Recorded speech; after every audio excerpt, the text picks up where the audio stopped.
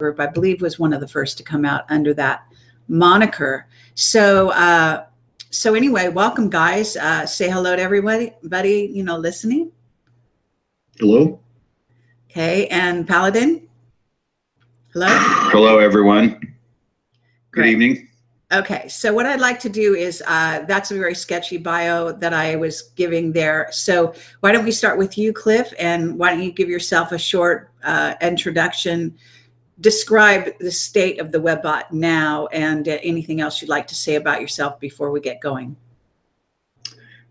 Started the project in '93 conceptually. I had the first code running in '97. Took me a year to do the first data run. It's not patented. It's a proprietary mechanism. My patent is for the software called Vortex, which actually allows you to read up to 2,000 words per minute from computer screens. No longer supported or sold since they went to basically the 1080i high intensity radiation screens in about 2003 or so. Other than that, the current state of the project at the moment is that I'm no longer doing the Alta reports, and I'm concentrating the predictive linguistics power of the project entirely into cryptocurrencies. Cryptocurrencies are software I've been coding since 1979, so I understand this world, and the fit between the predictive linguistics and cryptocurrencies is very good, and has been for the past couple of years, as it's all sort of segueing in around particular kinds of emotionally intense language. The Webbot project, essentially, I aggregate vast numbers of words off the internet. They go into a thing I call the emotional reduction engine. And what it does is it assigns a numeric value to words in a particular context that relates to their emotionality that's in that language. And then we look for fuzzy set theory juxtapositions between certain descriptors, nouns, and that kind of thing, and very hot emotional words, such that we end up with a bubble of words that are related emotionally and temporally, from which we make predictions. And it's been going basically since '97, so this will be our 20th year of operation here. And it's a very exciting time with all the cryptocurrency stuff blowing out right now. I've been in Bitcoin since 2011. Read the white paper in 2009, almost wrote some mining software, got distracted by real life, popped back in, and have been in cryptos through the big crashes and so on. From my perspective, cryptocurrency is all about the death of the dollar and everything flowing into it. And then, just as an aside, before we can even think about speaking about AI, it's got to be defined. We need to, you and I need to discuss just exactly what we're talking about there.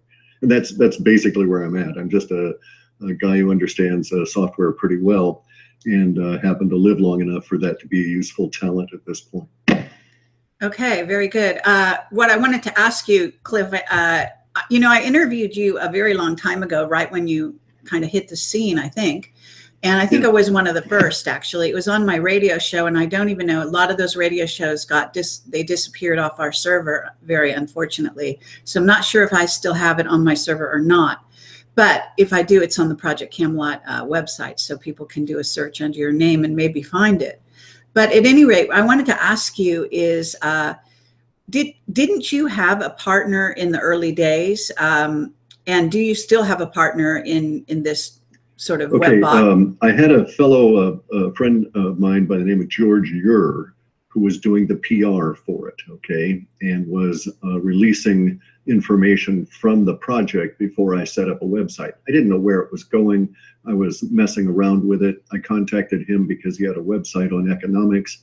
My data sets were focused on economics. I made some predictions he found interesting. And for a while, he was the face and the voice of it. Okay, this was a time when it was dangerous to be messing about in certain technologies. I did not know if my technology was in that category. And then 2001 comes along.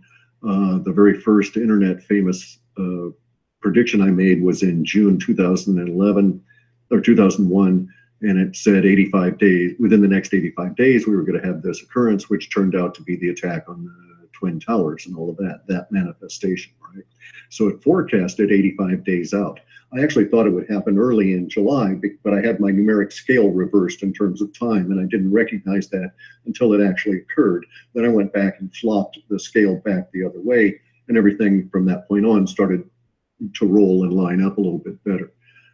George and I had a parting of the ways. He was unhappy with some of the, he wasn't doing any of the coding and had no influence that way. He was strictly doing all of the PR and was the front part of it.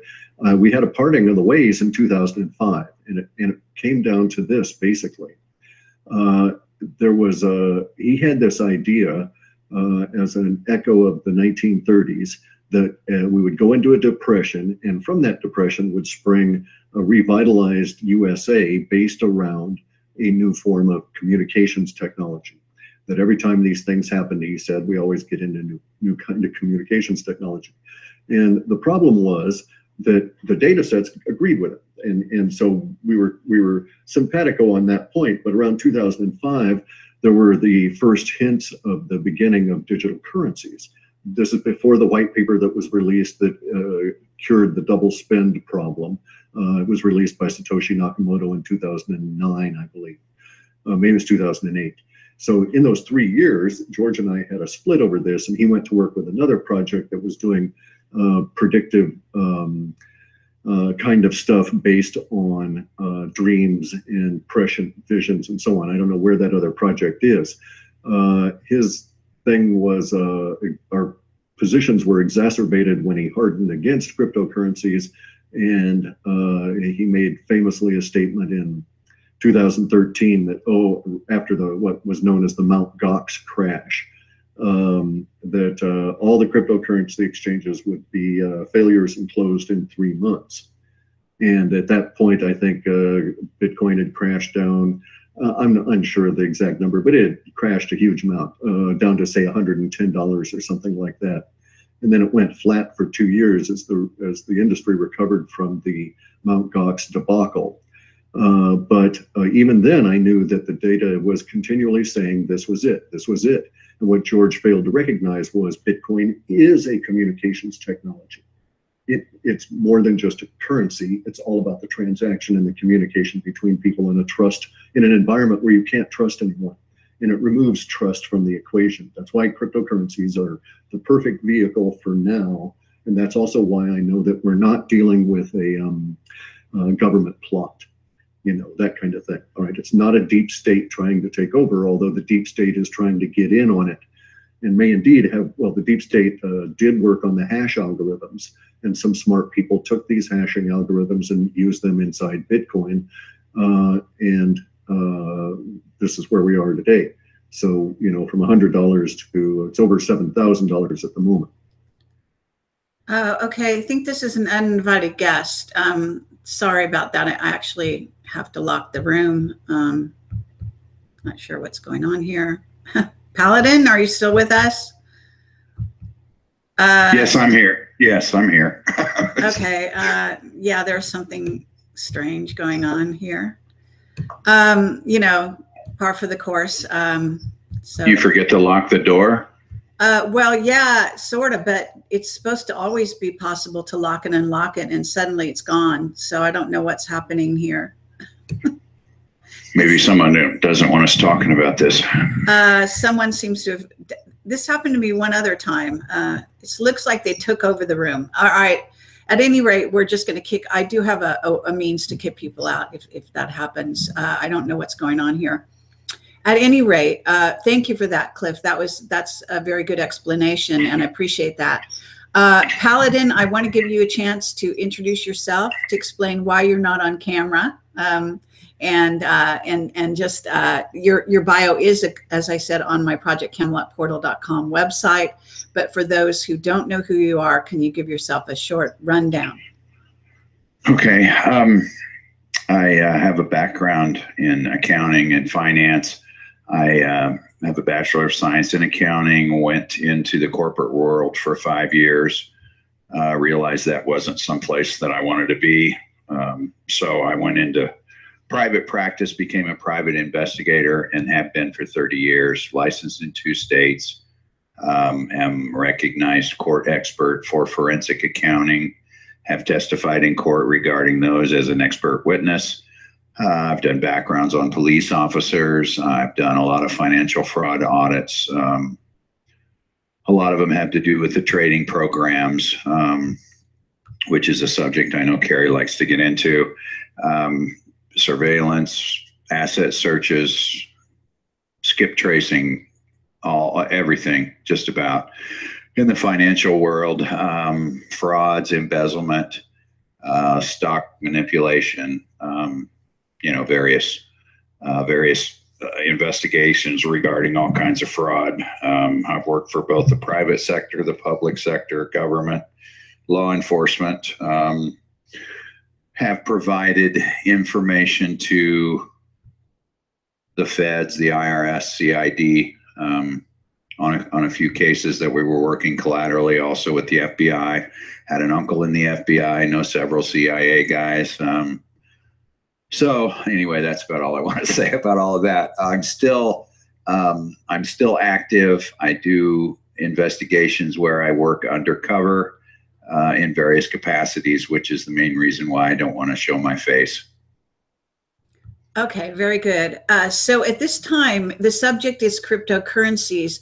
What I'd like to do is start out with talking about how you see it, because first of all, I'm going to give the floor to CLif, because CLif, you are sort of getting notorious for making, I guess, some kind of predictions or whatever. I'm not sure what you're calling it. Your sort of analysis of cryptocurrencies, giving people heads up on various things related to that. And so can you describe what it is you're doing at this time in a more exploratory way, but also if you can explain why is it you are putting your confidence in cryptocurrencies and how you see, this is rather long-winded, but how you see the future. So it's kind of gives you the floor for this area.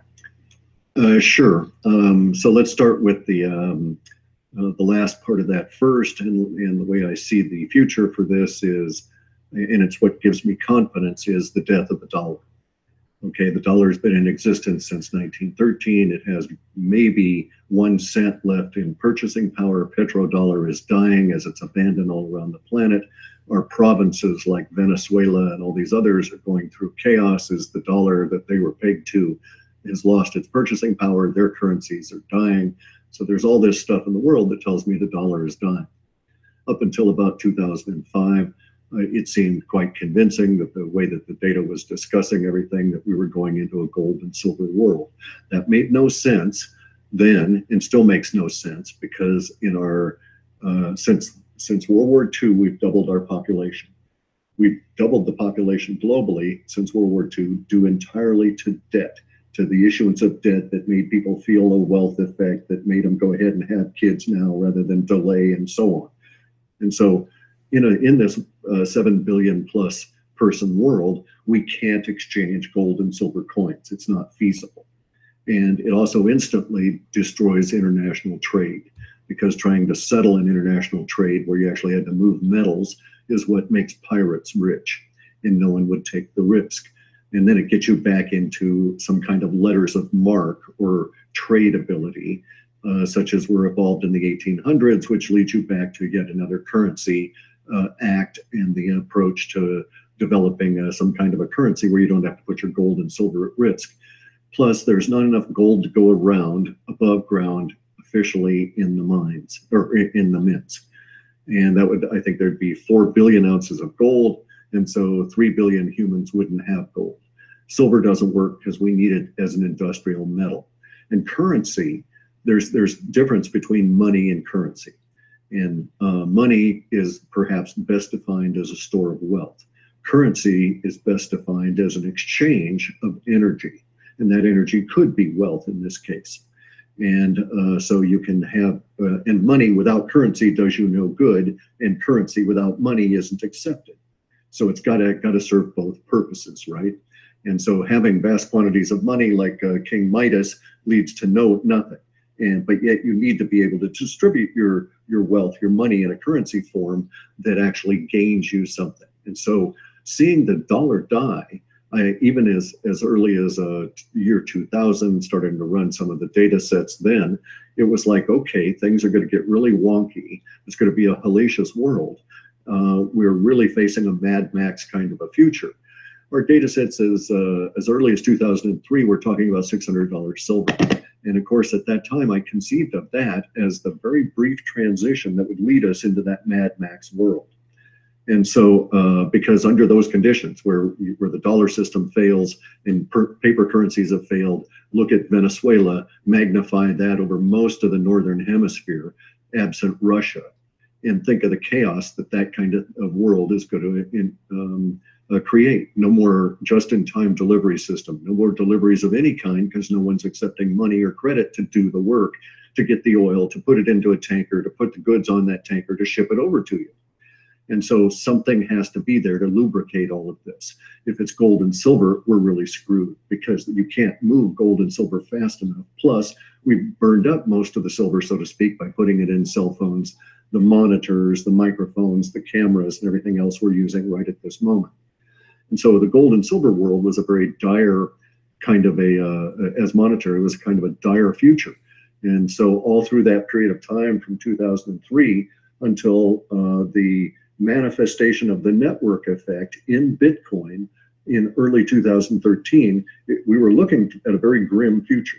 And then Satoshi Nakamoto released a white paper. It was debated for a year. People wrote code about it and started mining coins. Satoshi mined the Genesis block, the first coins out of the system.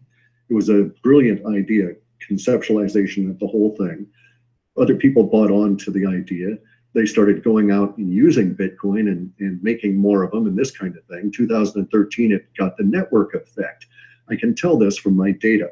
So I knew from 2013 onward that Bitcoin had what I called long legs that would go far into the future that we were allowed. Then around 2015, it became evident that Bitcoin and the altcoins, as they are called, the clones, the copies of Bitcoin, because it's software, write once, copy many is the rule in software. But in 2015, it became quite clear that here was a chance, okay? Here was a chance to avoid the Mad Max future. If things worked out, universe may have provided us, in my way of thinking, an opportunity to use software as currency and money and merge the two in a way that had never ever existed before and blend it with secure, trustless communication. And so I thought, okay, if we can get enough of the wealth out of the dollar system and into the cryptocurrency world before the dollar system goes bluey, we can make do for a while with the developing cryptocurrency world to replace the dollar world while we grow into the future. We don't have to go Mad Max. It means gold and silver have to be relegated to what they are, metals. Now, gold can still be used as a store of value, but we need silver even more now because we need to get more high tech, not less so. Because we're going to get more of these things going, connect more of these schemes together, these ideas, and we're going to need more silver to make more computers, et cetera, et cetera. So the $600 future for silver is still in the data, all based on the idea of silver as an industrial metal, not as monetary. So in pre-cryptocurrency world, the only way to conceive of silver was basically as a primary monetary metal, not primary industrial.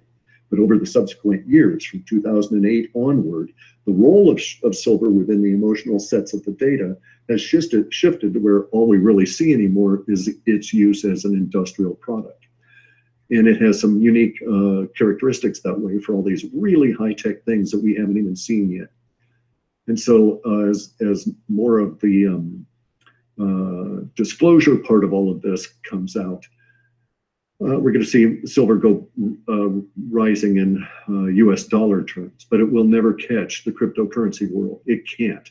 The reason it can't is we have the largest possible amount of dollars this planet has ever seen. We're saturated with them. And the wealth that is represented there is so huge that it's going to be squeezed into something that could accommodate it, which is cryptos, because cryptocurrencies can grow and they can keep growing and they can double and they can fork. And we can just go on, and we can suck all of that wealth out of the dollar system and into something that's healthy. Now, so this is why I have confidence on it in terms of cryptocurrencies, because of its appearance, when it appeared, and what it does in the grand scheme of things. Now I have other confidence because I can read code. And so I see that there's, it's all open source. So you can't, there's like people running around saying, blah, blah, blah, NSA has got a backdoor and they can come in and suck out all your coins. And it's like, bullshit, people. You can read this. This is open source code. There's no backdoor in there. Other people say, well, blah, blah, blah. They've got backdoors into the Windows machines. Yeah, sure they do. But big deal. None of the miners are running Windows machines. They're not running Windows OS. So the blockchain doesn't run on Windows, Windows boxes. And so there's all this stuff out there we call FUD, fear, uncertainty, and doubt, that's being strewn around. But I have a great deal of confidence.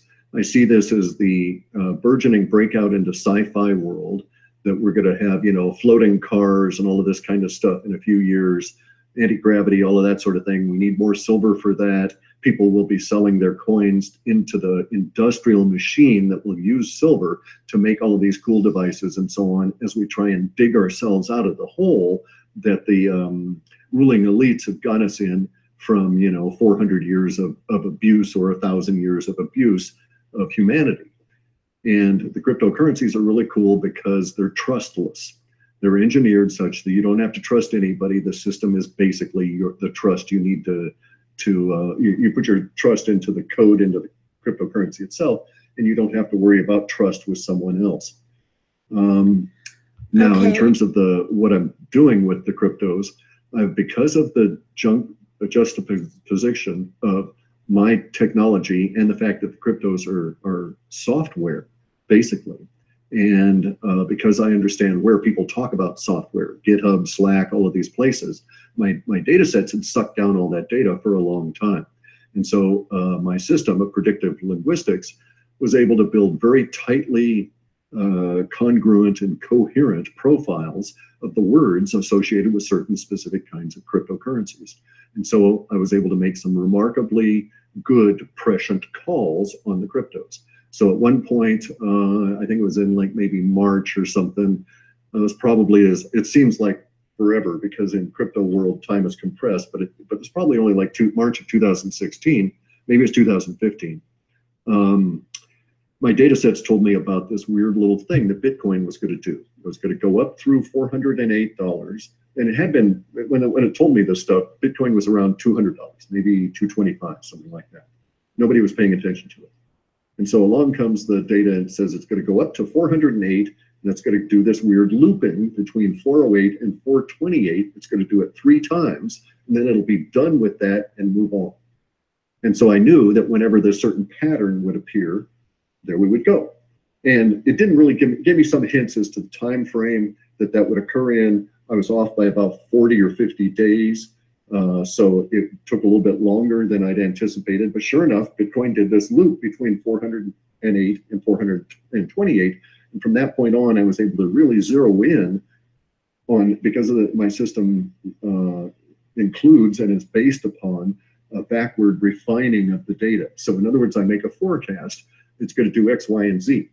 If it does it and that language appears, I can then go calculate the time from the data showing up until the time within my system, and then the time that the language actually showed up, and adjust my ability to make predictions as the lexicon is tuned, so to speak, relative to time. So that's what I was able to do. And then the next set of predictions led to something almost as spectacular. And then we've had some pretty good predictions on Bitcoin since then. And so here we are. The latest and greatest couple of predictions are that we should see 10,000 before the end of the year. That's a no-brainer. And we should see 13,880 by the end of February. And then we blow out, and then we really get moving, because the larger scheme of things is that more money piles into cryptocurrencies. Now, here's the thing about all of this. This is an interesting world we're living in, because cryptocurrencies are described as virtual currencies. To people who are in the trade, what's important is the cryptography. That's why we call them cryptos. But it's also software. Software goes through systems of a particular type of adoption, a particular rate of adoption. It's quantifiable. You can slice and dice it any number of ways. Lots of professors have got tenure based on doing analysis on how software and new things go in through different cultures. And if we look at the planet as a whole, we can see this with cell phones. And cell phones were early adopter. I had one in the 80s, and I had to lug along a battery pack for it. And I was an innovator, and it was because I required it for my business, because the people I worked for, Microsoft and this kind of thing, wanted to be able to talk to me while I was in the car. It was a staggering idea. Nowadays, of course, everybody's got a phone, but there was a particular point at which all of a sudden, the 1 to 3% of the innovators, all of a sudden it started getting into mainstream. And then it was like there were just, Apple arose and the iPhones, and the rate of sales just started really escalating until it plateaued off. And what occurred was, the humanity was basically adopting the technology. And we went from innovators to early adopters to mainstream. Well, right now, in my way of thinking, we're about to cross the point from innovators into early adopters of cryptocurrencies. So basically, it's kind of like saying, you ain't seen nothing yet. Wait until we get it to March of next year, when the dollar has taken a couple of more precipitous hits, things are a lot more chaotic, and people will be fleeing to cryptocurrencies for safety. And the reason you can do that is that you can put gold in your pocket, but can you get a pocket full of gold through the TSA? No. But I could put gold into Bitcoin. I could then put Bitcoin in a wallet, memorize the addresses and everything of the wallet, destroy the PC and the hard drive, get on a plane, because TSA isn't going to be able to see the numbers in my head, and then I could fly anywhere I wanted to, land, download another one of those wallets, put that number in there, and reconstitute my Bitcoin, because it doesn't go anywhere. It stays on the blockchain. And the blockchain, I can get into the technical stuff if you really care to know about what the blockchain is and that kind of thing. But okay, well, at this point, what I'd like to do, I mean, this is great, Cliff, and it's great, like a short sort of history of all of it and your own sort of actions within there. But what I want to do is give Paladin a chance to sort of do the same thing you're doing here from his own point of view. And I do want to say, as sort of, I guess, before anything else goes on, I just want to say that that we do have differing opinions here, and that's why this is going to be an interesting show. We're not all on the same page. I'm certainly very interested in the crypto, and I have a lot of very specific questions that I want to get to, but we're not. I want to, give each of you a chance to bring your sort of points of view forward. So, do you feel that you kind of have said enough here that we can give Paladin a chance to step up and bring his own point of view, which is going to be, I think, somewhat different, and see where we go from here, and then we'll really dig in a lot more. So, Paladin, are you there, and do you want to step forward? Sure. Thanks for that, Cliff. Every time you talk about cryptocurrencies and Bitcoin and everything, I get an education. So, and interestingly, what was it, 2 or 3 years ago, Carrie, we did a interview on Bitcoin, and at that, I mean, I don't remember everything I said, but I know at that point I was kind of excited about it, only because it was a challenge to the powers that be. And anything that's a challenge to them is, in my mind, a good thing. So having said all that, there's a lot of things about this that I don't know if I want to say issues, but I'm a little concerned that at some point in time, the powers that be, the banking cartel, if you will, that's probably who this threatens the most, although it does filter down to other levels. But I think the banking cartel is going to take steps to either curtail this, crash it, or I don't know if they're going to take it over. I'm not sure if there's they're buying, sorry to dispute that, but they're buying it right now. They've got their own coin called Ripple XRP. They've been teaching each other about blockchain for about 3 years. Okay, I appreciate that, Cliff, and absolutely that's correct. But what I want to do is just give Paladin the floor for a while before you enter, you know, because he's going to say a lot of things that you're going to take issue with, I imagine. I'm just guessing. And I think I could probably say some things you'd probably take issue with as well. I'm also got, you know, like I say, lots of questions. So I'm going to give you a chance. Don't worry.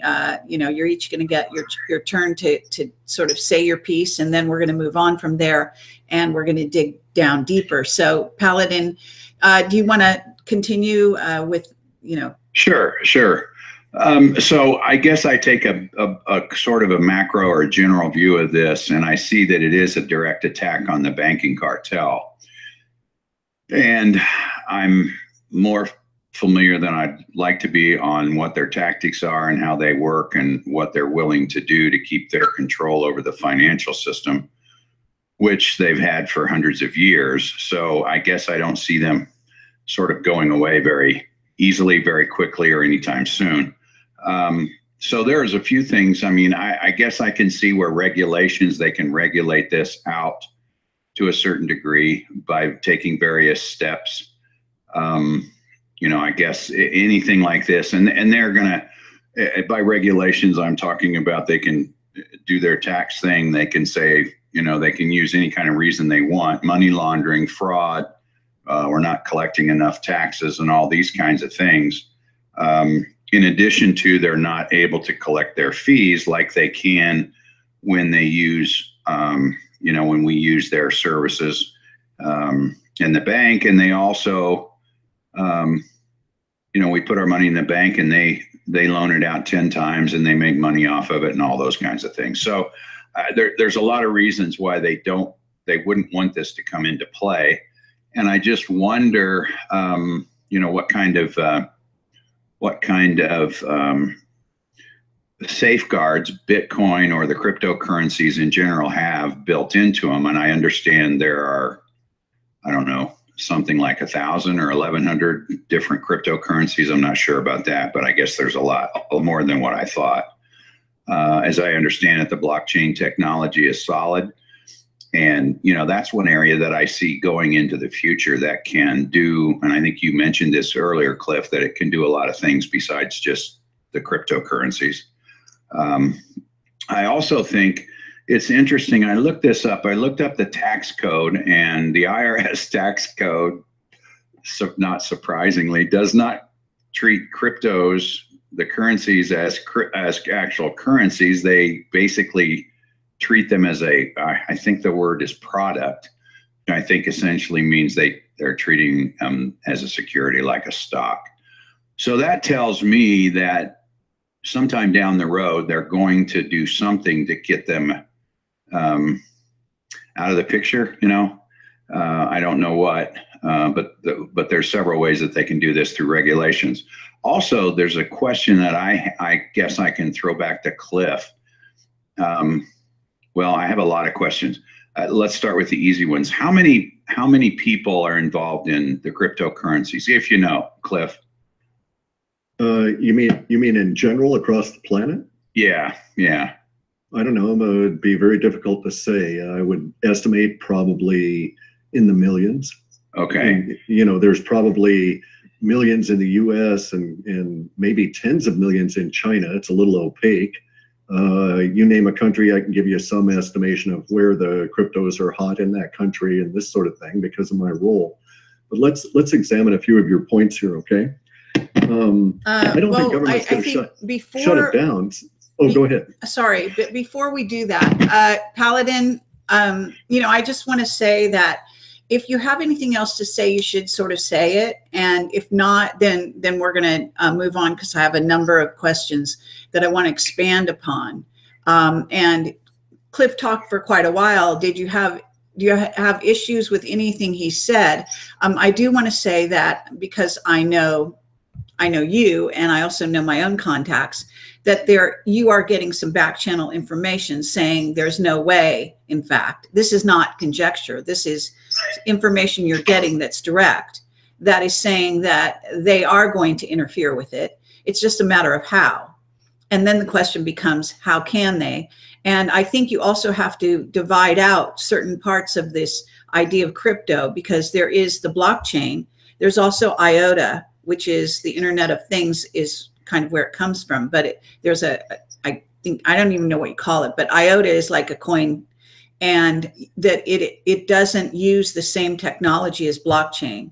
So there are a couple of what you call currencies or coins or whatever you want to call them that are posing possible counter moves, if you will, to the blockchain technology, from my understanding. And I've been trying to obviously educate myself on a lot of this stuff. And I think it's quite fascinating what the whole sector is yielding.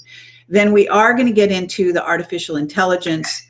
What does it mean? And I just listened to somebody who talked specifically with regard to Ethereum and how that somehow is an open door for being modified and or interacting with artificial intelligence, and that being a certain kind of, and CLif, I appreciate your desire to define our terms, and we can do that.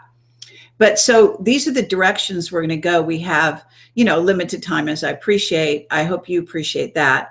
And we also have people that are probably going to want to ask some good questions in the chat. So Paladin, I need you to either finish what you're going to say or say what you have to say, because this is your chance to kind of lay out your position if you have one. And okay, not for you to question CLif, but for you to make statements of your own, assuming you've done your own research in this area. Well, I have done some research, not near as much. I can't catch up in a week or two. So, I mean, I've done what I can. I just, my overall feeling is that they're going to, this is direct competition with the powers that be. The powers that be, their power comes from their ability to control the financial system, because we all need money to survive, to pay bills, to eat, everything. So that is where their power derives from. And so cryptocurrencies, Bitcoin, Ethereum, all the ones that are out there are a direct shot at their power. And so they're not going to sit back and let it happen without doing something. So I can start there. As I go through and do research to see how they treat it from a tax standpoint, they don't treat it as a currency. They specifically say it's not a currency, when in actuality it is. So that tells me that they're going to do something at some point in time. My questions that I had for CLif were to get an idea of where we are on the timeline, as far as how much longer it's going to take before the cryptocurrencies win, I guess, because I think that's what CLif is saying. And what I'm trying to do is get an idea of how long it's going to be before they win, because that tells me how long the bad guys have to essentially screw up the deal or take control of it or torch it. So because I also want you to address what is in essence the BRICS position on this, because the BRICS were posing quite a substantial counter to the dollar, and CLif's premise is that that this is coming around just as the dollar is obviously going south.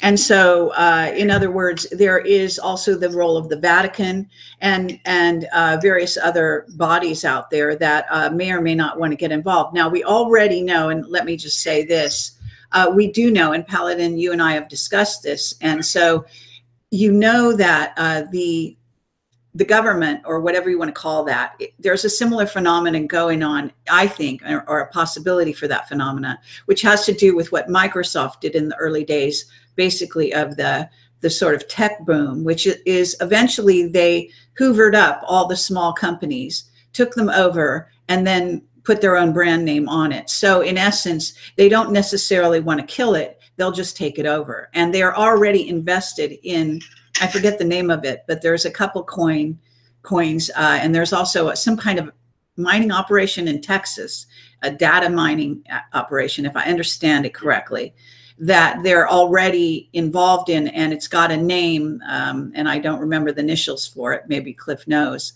But so we do know that it's not like they're not going to work with this sort of, in this sector, this crypto sector. I think there's reason to know already that they're definitely going to get involved, and they're probably getting involved in a bigger and bigger way all the time.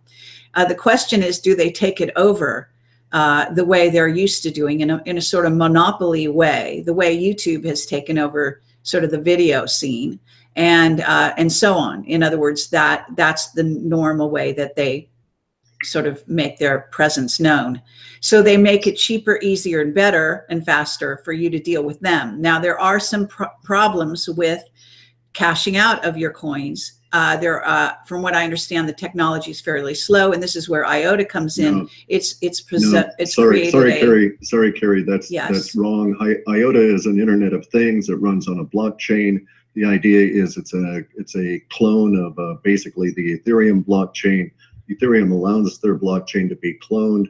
Let's stop for a second. Let me describe the landscape. Okay, let's consider this into basic two categories: coins and tokens. Coins are currency and money that run on a blockchain. The blockchain is the train rails. The coins are the train, or what the train carries. And so it's just the blockchain is just simply a communication vehicle. It's a little bit of code that runs on all of these servers that operates to keep and all coins, all cryptos are a transaction. They're a ledger. It's nothing more than, and this is why Paladin should really get behind this, go and read the specifications for what Bitcoin actually is, and you'll discover it's nothing more than a distributed ledger that uses a consensus pattern across a network to ensure you don't need trust, to ensure that the miners are there constantly trying to make a crypto, make a Satoshi by mining faster. And what we're after is consensus. And so all of these guys always have to agree on who has that amount of coins in order for this system to work. It does work. Going to Paladin's question, we've passed the point of no return. That occurred in early 2016. Cryptocurrencies have already won. We're in a hyperinflation situation very similar to the 1920s in Germany. That's why Bitcoin is now $7,000. It's not that Bitcoin is worth any more than it was when it first came out. It's that the dollar is worth so much less. If you bought $1 worth of Bitcoin back when Bitcoin came out, that might have given you 10,000 coins and you'd be a multimillionaire now. Not because Bitcoin is any scarcer. We've actually made a number of them, but it has a finite limit and a finite way of making itself such that there's no inflation of Bitcoin allowed past 21 million coins by the algorithm. The algorithms and stuff are all open source. They all work with us. I dispute that AI exists. It's a marketing slogan where companies say AI and they're really talking about a thing called an expert system. I've written expert systems. That's what all of this software was called in the 70s, where you take the knowledge out of a diagnostician or a doctor and you put it into a whole bunch of if, then, this, then, this, then, this, then, or else that kind of statements. And it just runs so fast that you think that it's actually sort of thinking if you're not really paying attention to what's going on. So AI as such doesn't exist. It's not that like any software is out there running on its own, can alter its own code or any of that business and alter Bitcoin. So the landscape is that we've got coins, that would be these networks, Bitcoin's blockchain, Ethereum blockchain, Litecoin, Monero, Cloak, and a few of these others. Then there's about 2,500 tokens. Tokens are exchangeable products that can be exchanged for coins. Tokens represent an investment in a specific company. So a specific company might be devising a way to spend your cryptocurrencies using a credit card, because that's what everybody understands is swipe it to pay for it, wave it at the machine to pay for it. So why should cryptos be any different? And so, in fact, people make a way of making plastic cards that you can spend your cryptos. They need some funding to develop the software, get the machines made, stamp all the cards, and so on. So they have what's known as an ICO, initial coin offering. And that is the functional equivalent of an IPO, which is what the banks used to do. So already cryptos have eaten banks' lunch. They've taken the IPO market away from the banks, but the banks can't care so much anymore because the dollar is dying. Their costs were so high that nothing was working. The whole stock market system is basically just being held there static while we try and get some money out of it and put it into the crypto world. So there is no alternative to cryptocurrencies absent a gold and silver Mad Max world. The bankers all know this. If you happen to pay attention to personnel records, you'll see bankers in this middle tier of management deserting banks like mad to go off and form crypto companies because they know where the future is. So there's a for sure sign that the system is not going to be regulated to death, overhauled, and it can't be overtaken. It can't be taken over because it's distributed. That's the whole beauty of this system. You can go out and find some miners in China, arrest them, shoot them, and harvest their livers, but the crypto mines will appear in Jamaica or in Indonesia because there's an economic incentive for people to mine cryptos. And so a crypto mine is just a computer that runs a node on the network, and it processes this distributed ledger and reconciles it with all the other computers. And it says, hooray, I did it faster than all the other computers. I get the reward. But in doing so, it reconciles that ledger and maintains its integrity so that we don't have to trust this. And because it's decentralized, because it's distributed, it's like the internet itself. You can't kill it. And so basically what we're looking at is a continuation of your favorite subject, UFOs, okay? As bizarre as this may sound, what we're involved in right now, you and I, this discussion among the three of us and what we're discussing directly stems from what occurred in 1947. Because when that spaceship crashed or was brought down, those technologies that they took out of it, fiber optics, 3D printing, mutable metals, all different kinds of software creations, all of that stuff has now been integrated into our society. Transistors, integrated circuit chips, computers, all of that stuff. My whole life, I've been working on the humanized version of alien technology. Now we've taken that step thing one more leap, and that is that we humans invented this kind of software, and now we're taking software and we're making software our money and our currency. But it all stems back to 1947 when we went from analog into digital. And this is like the culmination of it. Just at the point where they're starting to release real alien technology in the back channels.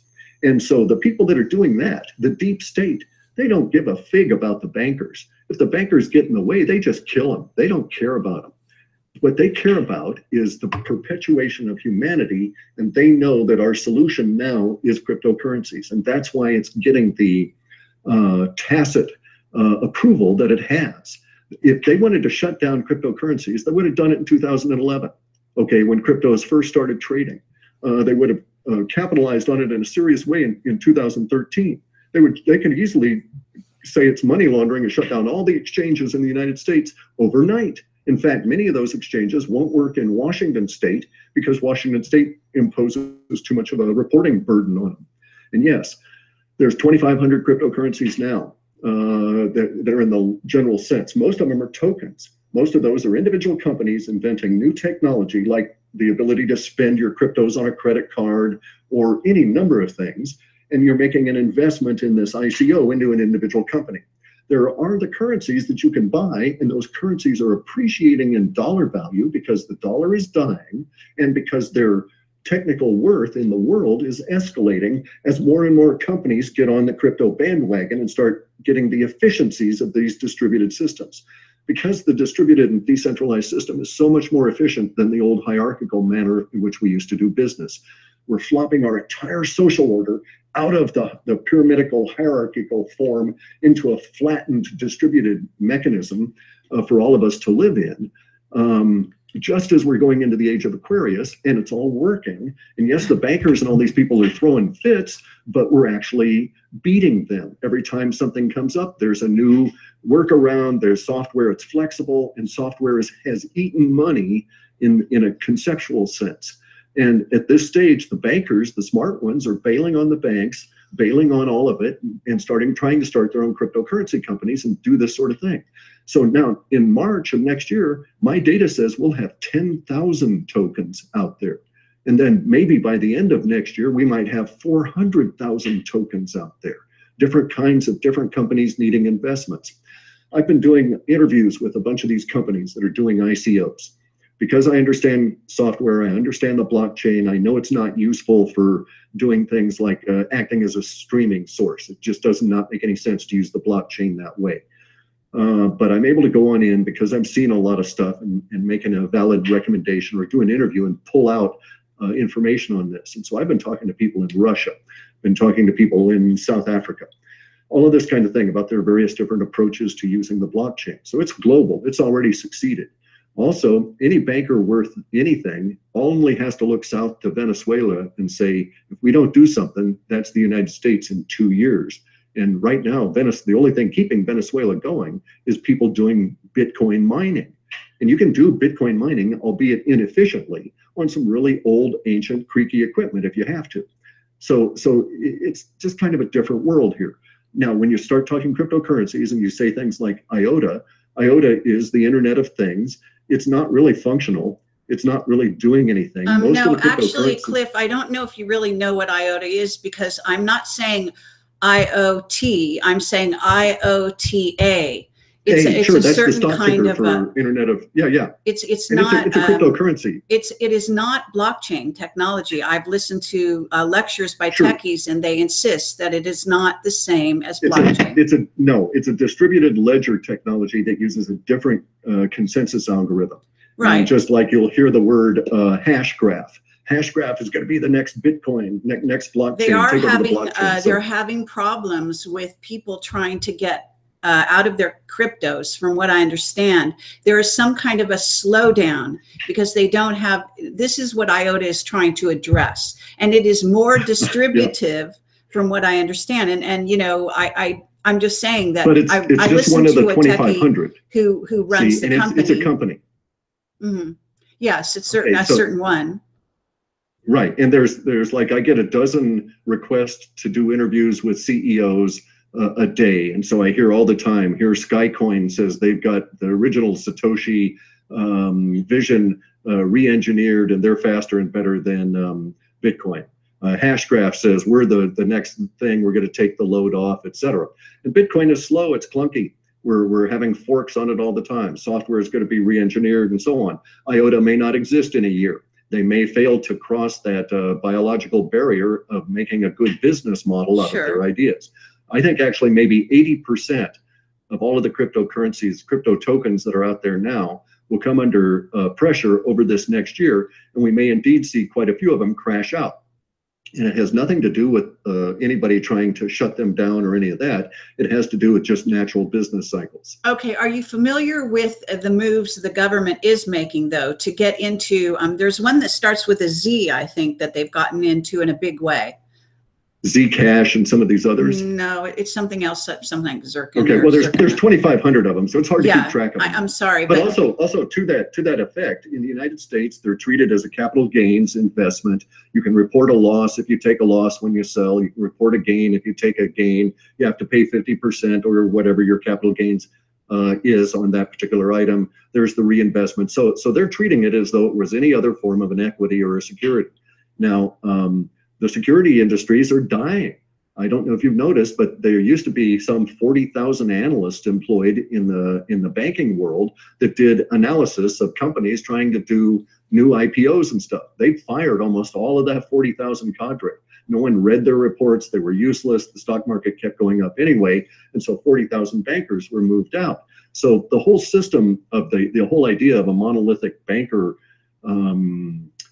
cabal that's going to destroy us all and take over this whole thing is pretty ludicrous.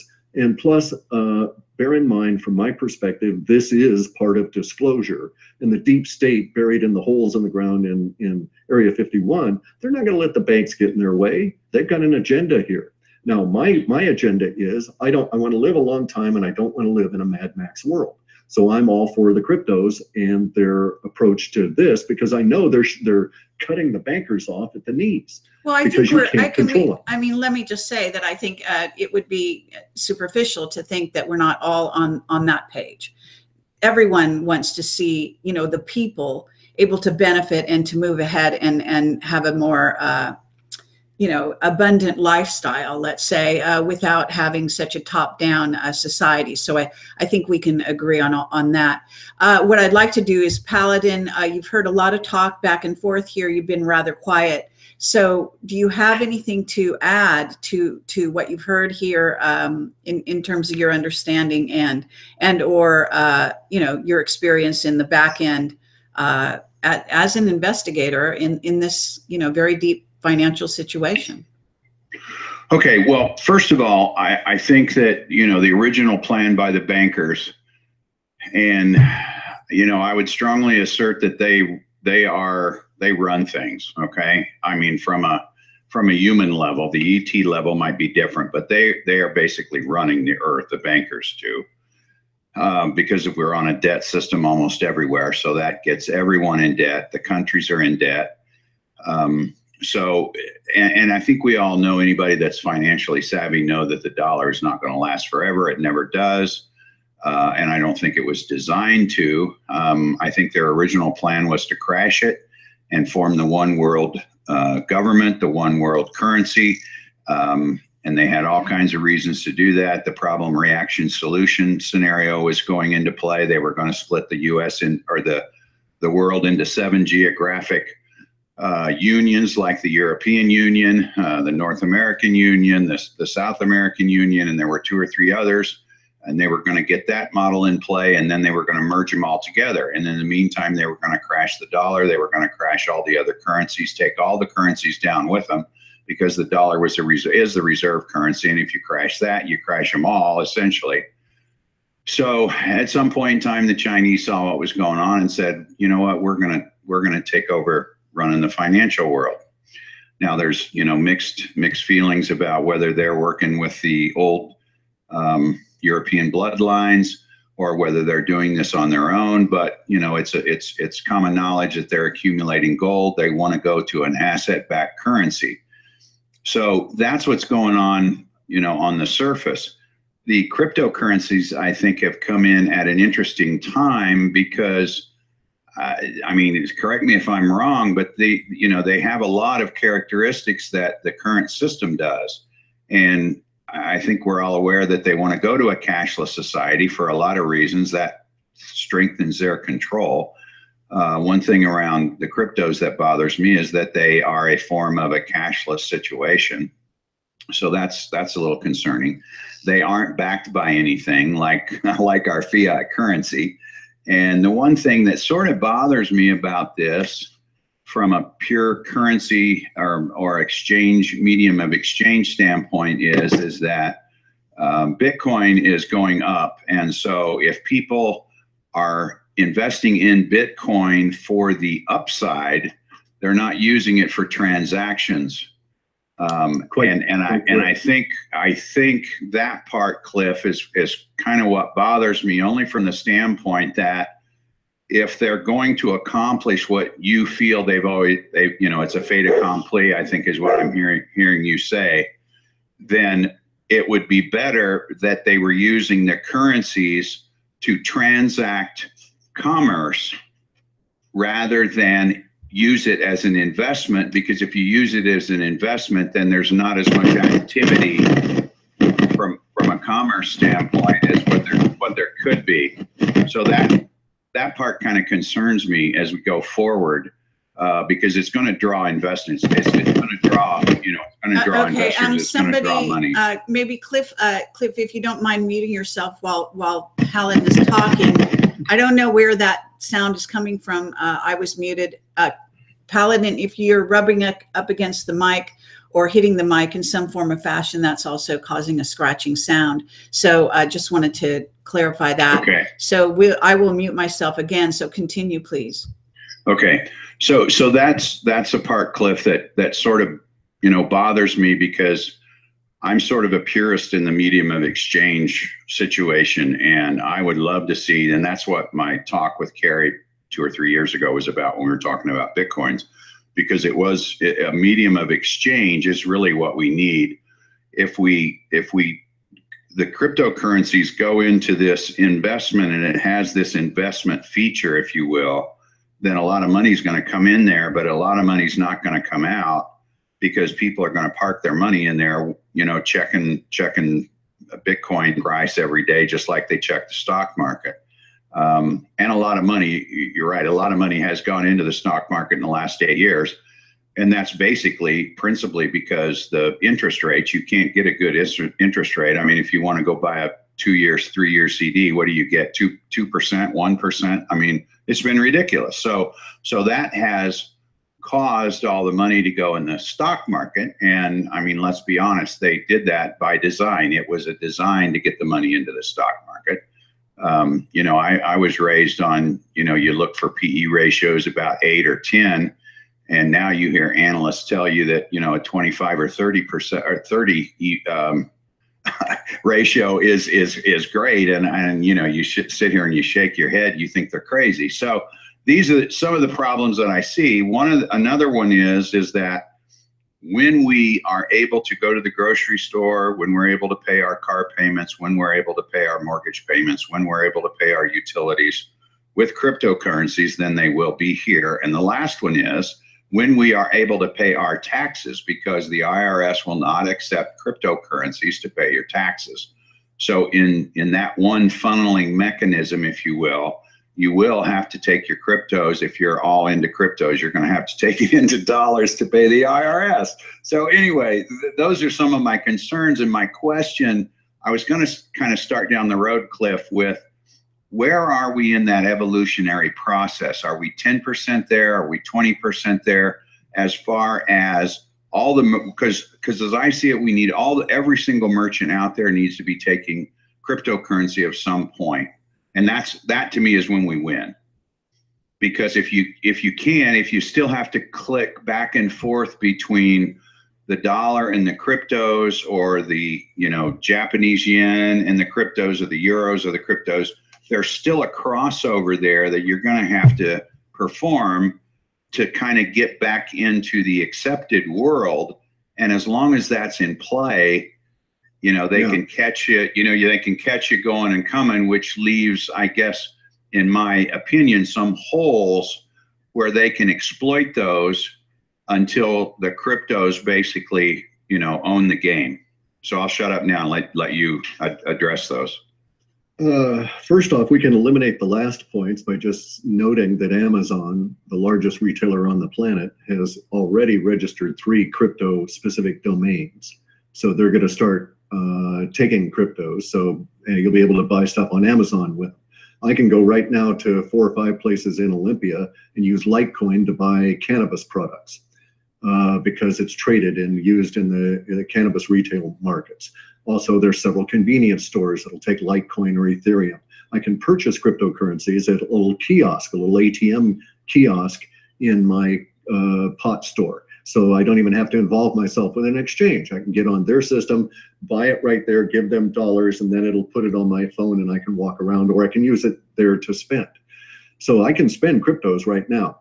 I happen to have torn this particular young man named Sam Sharma. I did an interview which I took off YouTube because it was so brutal, and I took an hour and a half and took him to task for not having his shit together when he was doing an ICO. But the fact of the matter is the company's turned around, and that's Centra, and they're one of the pay kind of cards. So you can spend cryptos now, and they'll accept a bunch of cryptos, and they'll put them in a vault, and they'll allow you to spend those cryptos on your credit card as you want to. You are correct about Bitcoin. Bitcoin has become the gold standard. It is now the repository for wealth, and that's good. We need a wealth repository, and yes, it was intended to be a freeing technology for cryptos. It didn't evolve that, or for the planet, it didn't evolve that way. It evolved out as the storehouse of value. So Bitcoin, I expect to go into the hundreds of thousands over the years, hundreds of thousands of dollars. Not because Bitcoin's more valuable, but because the dollar is dying faster and faster, and it's hyperinflationary. Now, Bitcoin will be perceived in value because here's where we're at. You ask it about a percentage. I say we're about to leave the 3rd percentile and go into this little cohort that is 4th through the 10th. And what I'm talking about is rate of adoption. I think that about 3% of the financially savvy people on the planet are involved in cryptocurrencies. That, if we'll note, was all it took for there to be a forceful, bloody revolution in the United States, what we can now call the United States, against the British, was 3% of the population that said it's going to be so. It shall be so. We will have it no other way. And that 3% is the critical factor for revolutions. It took about 2.5%, because conditions were so bad, to initiate the French Revolution. And then it caught on by wildfire. It was the same adoption curve that we see with cell phones, where you got 100 people, then you got 500,000, and then you've got a million people, and then the next thing you know, you're getting 500,000 people a month getting cell phones and smartphones, and the next thing you know, that in 1 year we do 500 million cell phones out the door. If we're adopting technology as a species, to deny that is basically shunt you off into the world of dinosaurs and obsolescence. And so it's really easy technology to understand if you take the time to look at it. You don't get confused about all of the technological words involved. But the blockchain is absurdly simple to understand, as is Bitcoin and all of the individual coins.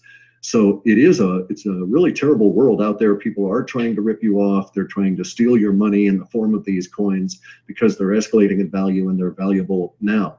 It's an adult world. It's a real wild, wild west world. There is no one out there guarding you. If you make a mistake in an address, you can send Bitcoin off to an address that doesn't exist and it's gone forever. And so you can make mistakes. It demands that you be an adult about things and be self-educating.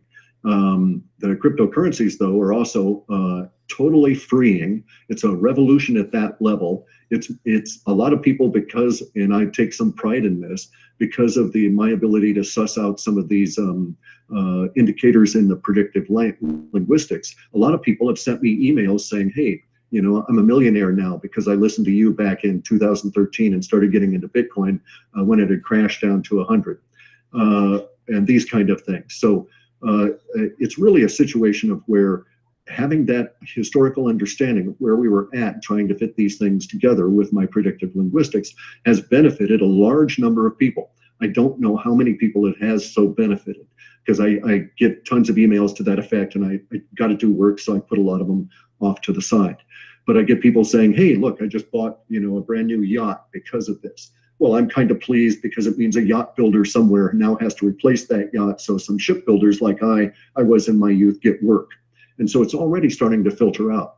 You can spend these things all over. And true, you cannot spend directly cryptos for taxes, but that will change very rapidly with the death of the dollar over 2018, where we're going to have terrible kinds of problems. IRS is really, you know, IRS is registered and does a lot of business out of Puerto Rico. IRS isn't working too well at the moment because of what happened to Puerto Rico.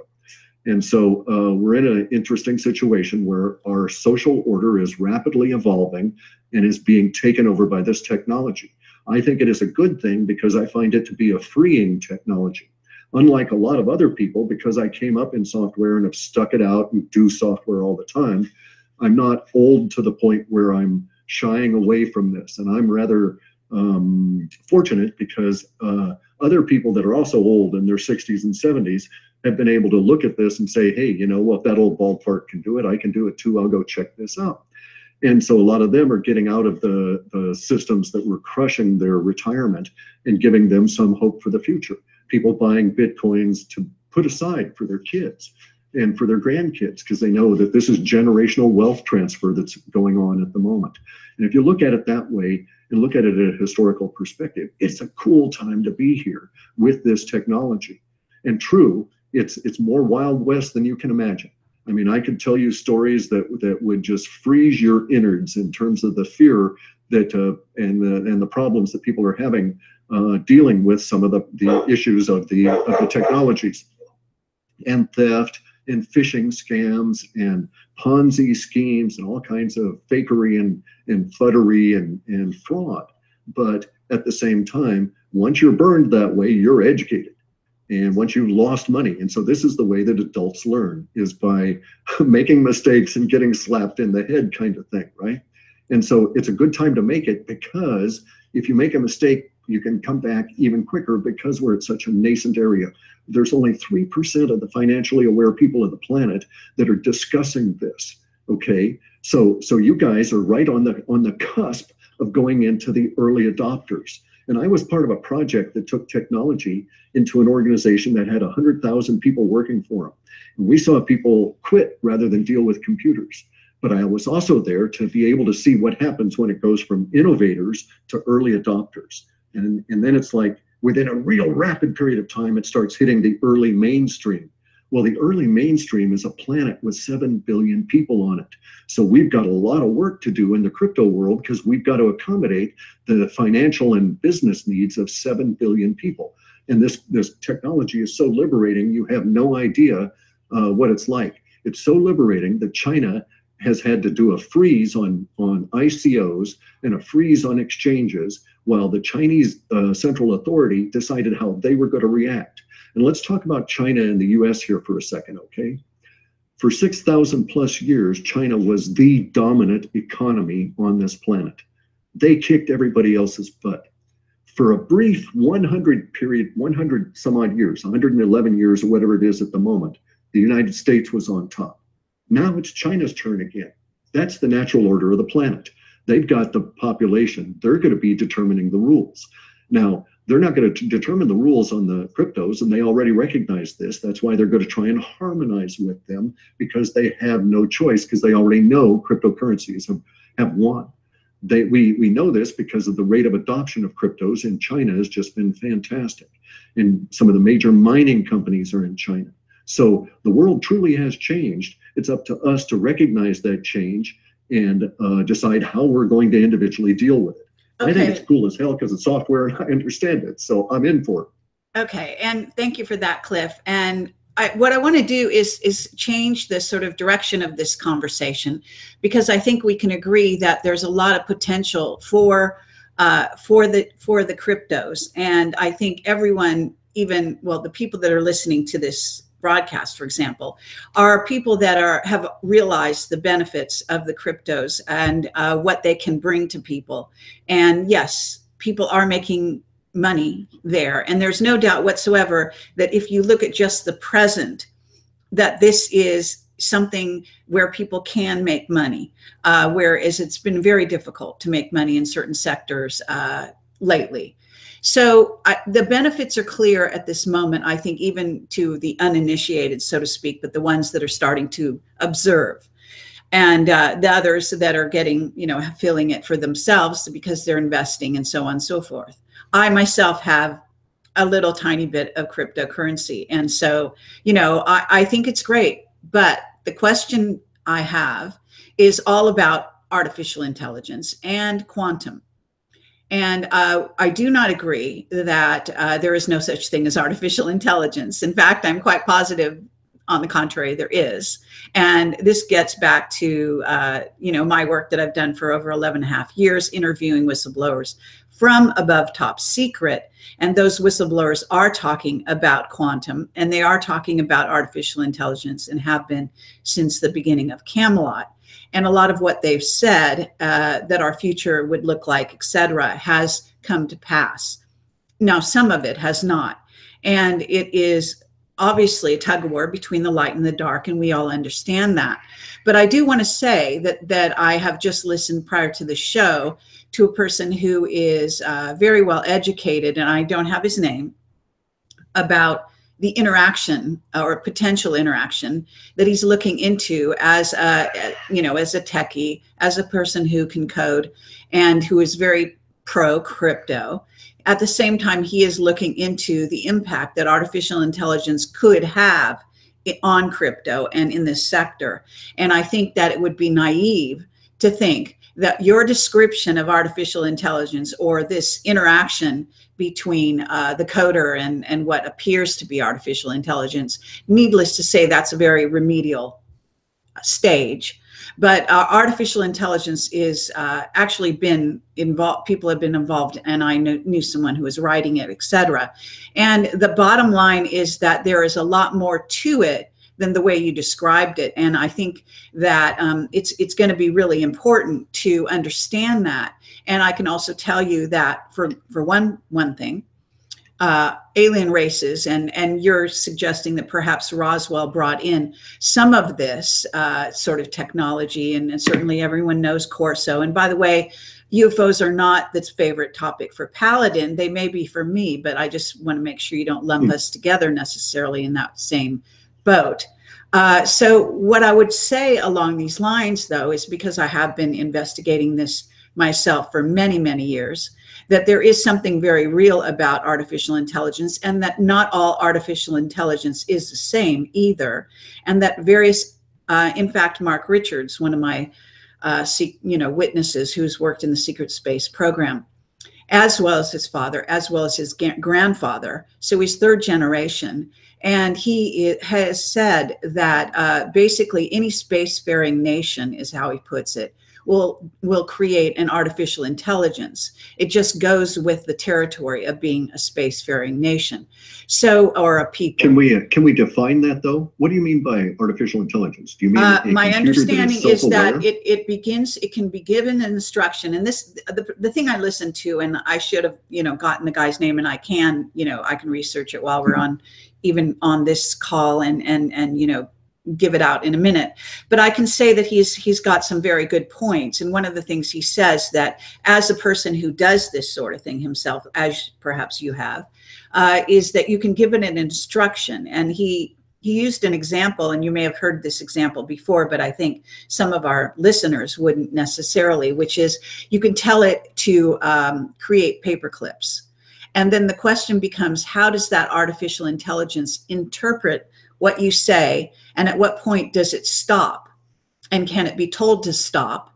Or does it have an imperative to continue, and so on? So this is actually, I have so much evidence about artificial intelligence and how Lockheed Martin has been working with it, how nano has been put into satellites, how they've become self-aware, and they have been able to replicate themselves, duplicate themselves, let's stop for a second, though. And that there is a Skynet chip. I'm not done. And there is a Skynet chip that Pete Peterson, actually, you can see my cat. Pete Peterson has been instrumental in creating just to deal with artificial intelligence coming from off planet. That is inevitable and probably is already here. And in fact, the nano and the black goo in the Gulf, that story behind that does involve artificial intelligence. So defining it is maybe perhaps rather difficult, but I can tell you it goes a lot farther beyond the definition you were attempting to give it. And it is most certainly does exist. And the secret space program is very well aware of it. In fact, they have to safeguard against it because the tendency is for it to take things over. And the Internet of Things does wrap into this story because, as Mark Rickards described it, you can drive a car that has a computer installed in the engine, and that in essence, the if it is artificially intelligent, it can actually jump. And this is where you get into Geordie-Rose and into the quantum computing aspect of this. And I'm assuming you're familiar with that.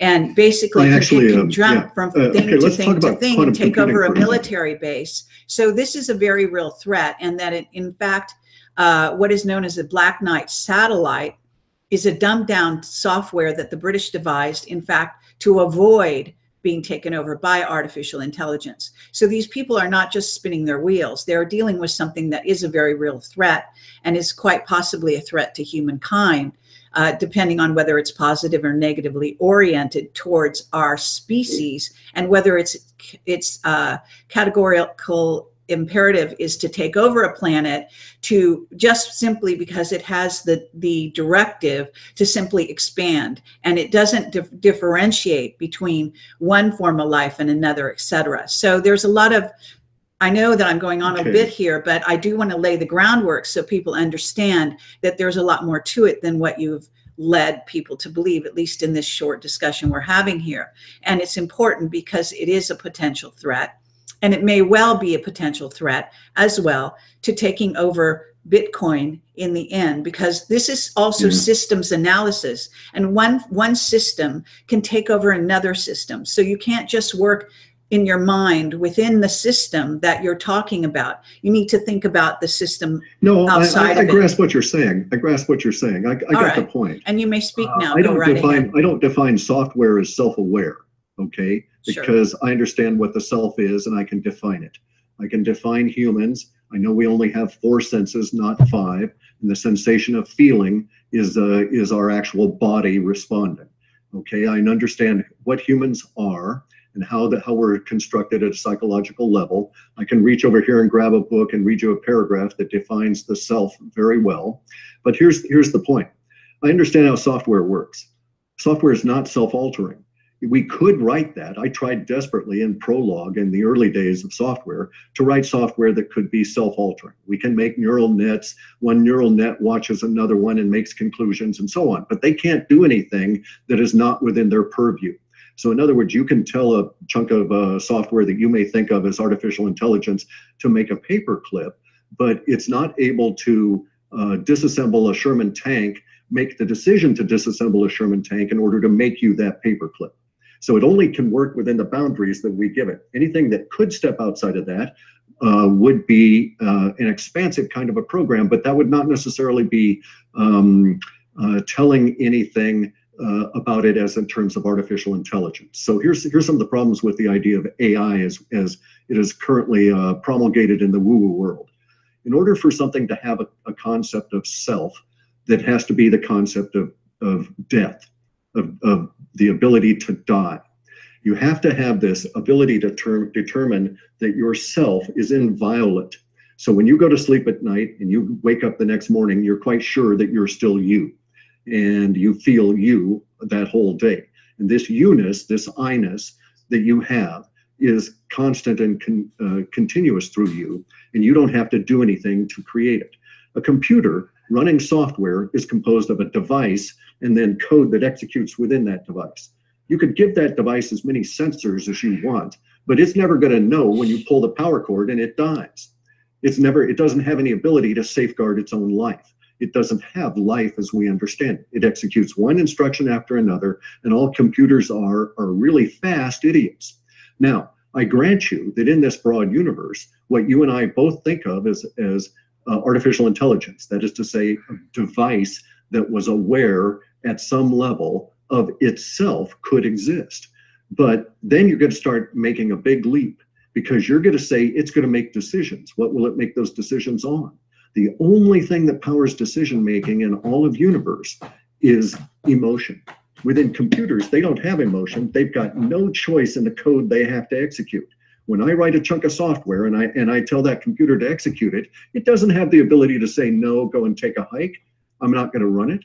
There's no other chunk of operating software within there that can do it. So I don't define AI as a threat as you do. I do understand the concept of a self-aware, so to speak, in a very broad definition, spaceship. A spaceship that would look after itself, that would be repairing itself, but it wouldn't be conscious, however much it may appear that way because it had been programmed, like people like myself, to give that appearance to make its inhabitants feel a little bit more comfortable with the idea of being inside a machine. And so I dispute that level of AI. And then you're going to have to take that big leap and say that this AI somehow has emotion and can be malevolent. I could program a chunk of code that would be aggressive, and I was going to do so in this offshoot of Ethereum called the DAO, which is distributed access objects. Because when I read their specifications, their white paper on it, I noticed they had not included the ability for, or even thought about, aggressive software bots.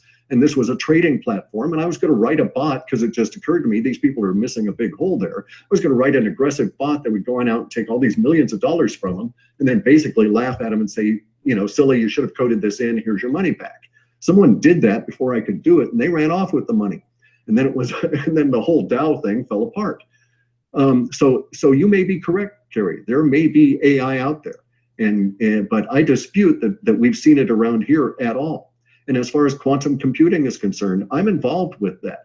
I'm involved in 2 beta groups. Quantum computing is so new that the major players in this group are recruiting people like myself to help write the specifications for the programming languages. So I've gotten beta versions of a lot of the programming languages for quantum computing. Quantum computing is not deterministic. It's not brute force computing the way that these computers that we have here. Quantum computing is an 80-20% shot at getting the answer right.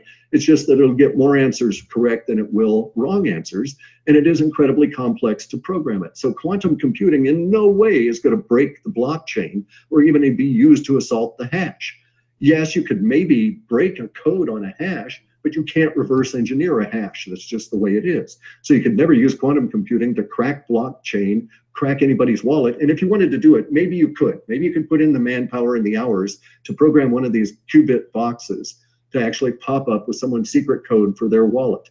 But you're only doing one person, and you've got to know they've got something in there worth cracking to have spent all the tons of time renting the quantum computer and all of this in order to do it.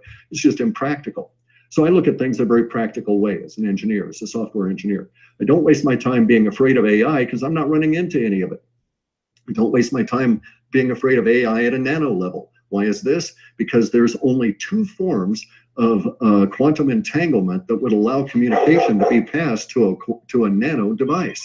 And neither of these will allow you to pass complex instructions. And so under the circumstances, the idea that a nano could be self-aware is pretty shocking. A lot of people, okay, so that arises in our social order from the following idea. We are our bodies. So a great number of the people that you and I live with, they believe they are their body. They think when they die, it's a 50-50 crap shoot kind of idea that there's any kind of an afterlife. But because they think of themselves as their body, they're of the idea that the ability of other beings, that everything has to replicate this concept of them as their body. And so I'm losing the train of thought here on that, but the quantum computing is it's a different form of computing intended to answer really tough, complex questions that we can't get to with brute force computing. So in other words, I can devise a mathematical program right now that we could put into a simple script that you could run on your PC, and it would shut your PC down faster than you can believe because of the number of iterations it would have to go through to try and solve this mathematic problem. You know, I appreciate all you're saying, Cliff, and I understand that this is your level of understanding, but I do have to say that with all due respect, that, and you can certainly question this, and that's fair enough, but I can tell you that your level of understanding is not to the level of what the secret government is dealing with on a day-to-day basis. Well, I understand and that. Geordie Rose, I'm not done. And Geordie Rose is a person who stood next to his D-Wave computer, for what it's worth, and talked about the fact that it was going into 5D in his view. Now, he could be crazy, that's fine. You know, he's a software, you know, whatever you want to call it, scientist in Silicon Valley, in case you're not familiar with him. But I can say that I know him. I can also say that Anthony Sanchez was approached by scientists from Lockheed Martin who had done a sort of evaluation and who were disappearing and starting to disappear. And this is not a, you know, a fantasy, but basically they found after doing a test and whatever test they did, that the nano satellites that were self-replicating and able to do that, whether they would eventually on some kind of a graph turn against humans. That was the question, and that was the level of investigation. They found there was something like 60%. Let's stop right there, please. I'm not done. 60% chance that they would. Now, this is not stuff that I'm making up. This is what a scientist from Lockheed that went on the run that reported to Anthony Sanchez, who is something of a software expert. And this is the story that came out about that. So, you know, I do understand that you like to apply the word woo-woo, but this is denigrating to the sector and to the intelligence of humanity and to our souls and our interaction with other beings, of which there are so many out there, it's ridiculous.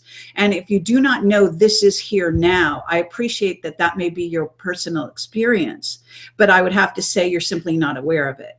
Now, this is hard to deal, you know, it's hard to have a discussion, and you and I have had discussions offline, and I know you to be quite an aware individual, and I'm not trying to, you know, insult you in any way, shape, or form. I'm simply telling you that based on my conversations, which are lengthy and have been going on extensively behind the scenes, as well as in, you know, in front of the audiences when people that I interview appear on camera, that I have been discussing this with individuals who are dealing with this in their lives, and with regard to the secret space program and what motivates it, et cetera, et cetera. And this is real. And this does enter into our world as we understand it now.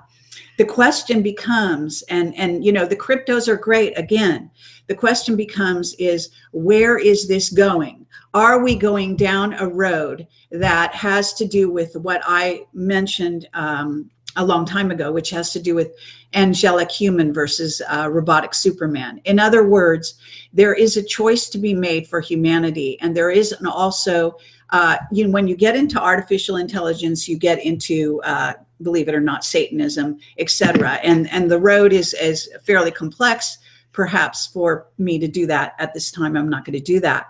But I can tell you that it does have to do with the mirror. Now, what artificial intelligence actually is, if you want to sum it all up, would be a mirror of the beings that create it. And then it may evolve from there, meaning it may multiply in whatever way it considers itself. Now, whether it has a self, it's certainly going to be a self on a what you call a hive mind of any kind, if there is such a thing as an artificially intelligence self or concept of self. But certainly it will have, you know, and there's so much more to this story. You know, it gets into Turing, it gets into, you know, there's a huge story behind the sort of artificial intelligence, our understanding of it, how much we've worked in it, how much we've been able to create it ourselves, whether other races have gone a lot further down that road than we have, and whether some of those pieces of those races have actually shown up here, et cetera, et cetera. You know, so there's a lot to this, and I'm not trying to sort of take this conversation offline, but what I want to do here is I do want to bring Paladin in next, and so I hope you'll be patient with me and with us here, CLif, because we are dealing with something that, you know, this is not just an idle conversation, for example, for the listeners. I want people to understand that what we are interested in doing is bringing out the positives and the negatives of what is happening to our financial system, because it's going to impact human lives all over the planet for a very long time, it appears. And if indeed it can be taken over in some form or fashion by the powers that be that have been running this earth for eons, or whether they're going to stand aside and let this sort of peer-to-peer situation become the norm, which of course a flat, horizontal, this is a great, you know, society from our point of view as the people. But whether or not that can indeed happen, whether it's happening within this sort of evolvement of cryptos at this time, or whether this is in sort of a hidden way of bringing indeed artificial intelligence and or quantum intelligence, off-planet intelligence onto the planet, and getting humans used to the notion of doing everything in essence a virtual world. And whether that virtual world is indeed in what I would call 4D, is completely friendly or not. There is no doubt in my mind that we go beyond 4 dimensions. However, it's very possible that this technology does not. And so this is probably much in our favor. I am not a doom and gloomist, if you want to call it that. But I do want to bring Paladin in now, and I appreciate you standing by while I sort of cover the territory. It's going to be a complex discussion, and it won't end here tonight, I can assure you, and other people will want to sort of jump in. But Paladin, do you have anything to say to the sort of topics of this discussion that we have covered while you've been relatively silent and patiently standing by? Thank you.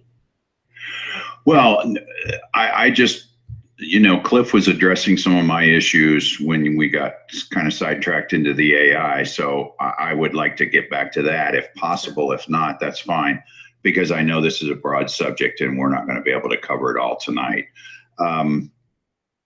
One thing I am concerned about, like I said, is the fact that I think we're in a changeover for the Chinese now to be the ones to run the store. And once that happens, I have a feeling that the concentration then will become, you know, on the cryptocurrency.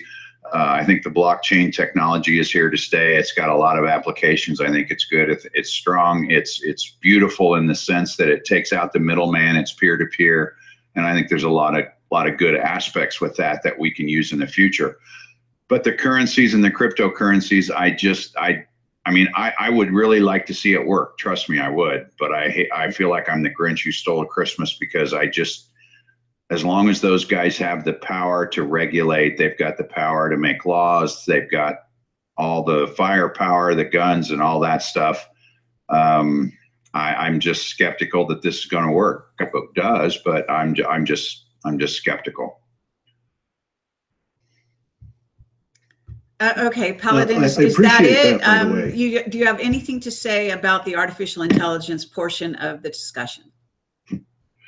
No, because I'm not as well versed on it as you are. I mean, I guess if I was going to come down on one side or the other, and you and I have talked about this before, I would agree with CLif, only because it's hard for me to envision a computer acting like a person. And I mean, for it to be AI and go off on its own and go out without being programmed to do something seems like a human emotional feature or characteristic that I don't think a computer is ever going to have. I don't know how you program that into a computer. CLif would probably know better than me how you program that kind of stuff into a computer. And I mean, I guess it's possible, but you know, you watch these TVs or these movies where, you know, the computer takes over and we almost go to nuclear war, and then the human factor comes in and talks the computer out of it. And so you're assuming the computer has feelings, it has emotions, and then it's going to make determinations on things that it hasn't been programmed for. And I just don't see, I mean, I just don't see how that's possible within what I understand a computer can do and what the programmers can write into the code. So that's my thing on AI. You know, I don't know how right I am or wrong I am, but that's just my feeling. And it's always been my feeling. I mean, it's always been, I just don't know how you can train a computer to be a human or a thinking emotional being, because it's just not there. I just don't see how I'm not sure that. why you think they have to be emotional. Actually, their strong point, and that this gets into the grays and the bio-programmable robots that are grays, and actually they are not emotional. That's the whole point. But be that as it may, to make a decision, though. It doesn't take emotion to make a decision. Yeah, it does. Yeah, it does. No, humans require hormones. Percentages. Humans require hormones in order to make a decision. Humans do, but machines don't. All mammals do. Even such a thing as an earthworm responds to a hormonal response to an electric shock in order to turn a different way. So but it's not in our emotional. experience here on this planet, emotions equal decision making and movement. Without emotions, you wouldn't do anything. We're carbon-based life forms. Right. Okay. So let's assume for a minute that we're going to just let's just stop for a second and address some of the AI issues real quick. My point about the body was that there's a big chunk of the planet here in terms of the humanity that thinks that if you get to a certain size in terms of intellectual capacity or the ability to process information, that suddenly you have consciousness and self-awareness. And it's a part of this misnomer that's called the 100 monkey effect. Okay, that doesn't exist. That's a myth itself. The idea from that was a study in the 30s where these people thought they saw, where they made an assumption. And their assumption was that when a certain number of monkeys could wash the sweet potatoes that they ate, that all the monkeys on that island would also wash the sweet potatoes. That was true. It was spread throughout that island. Now, the 100 monkey effect comes in because these people said, aha, it jumped over to that other island, unaided, et cetera, et cetera. And if you go back and examine the data, that's bullshit.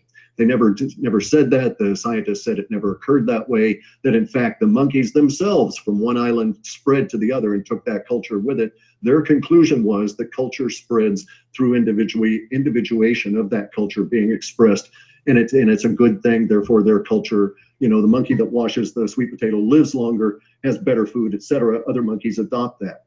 And so the 100th monkey effect is a misnomer. But getting back to the idea of the idea that bankers and so forth are going to take over the cryptos, and they probably would like to. I grant you that there is that there. But the ability to do so is really difficult in a distributed fashion. So the ARPA, the precursor, or DARPA, the precursor to ARPA, the Advanced Research Projects and Management Agency for the US government, invented the internet. They released it. When they released it, it was actually had been designed through the 50s and 60s and 70s to survive a nuclear war by being distributed. And they released it because they had a real problem. Okay, it was a real world. They didn't give it to us because we were good people and they thought we should have the internet and so on. They were in a shock because the internet was evolving without them in a free, open fashion in the form of what were known as dial-up BBSs. Okay, a bulletin board system. So before the internet, people on computers like myself could dial into these central computer areas that somebody had in his basement. We could all get there and discuss coding, or we could all get there and discuss UFOs or this kind of thing. And in fact, the very first thing on the internet after technology stuff was UFO stuff. And then the porn came along later. But the UFOs were the driving force for a lot of the BBSs, which led to the conspiracies. And so the government, in its wisdom, decided we'd better get the internet out there because we can control that, but we can't control all these phone lines because of the way the phone system works. And so they've been failing from that point on with the introduction of each and every one of these distributed technologies. And so we're at this point now where they're failing with money, and they're doing everything they can to try and tax it and stay in command and so on. And I grant you, the plan had been for a global replacement for the dollar called the SDR. And they've abandoned that. They're not even going to roll that thing out anymore. And we're moved into this world, and a lot of the people that were involved in SDRs and stuff are out trying to create crypto coins and get involved in that. And you only have to look at the players in a lot of the new ICOs that are coming on out. You see a lot of people touting the fact that they were bankers and so on and so forth. And so when the bankers are buying, you know they're not going to allow the government to step on it. And you've got Jamie Dimon out there trying to drive the price of Bitcoin down, all the while his people in his organization are buying it as hand over fist as fast as they can for him creating this slight down effect. So we're just at a good point in history where it's all blowing up, and it's blowing up in our favor as individuals.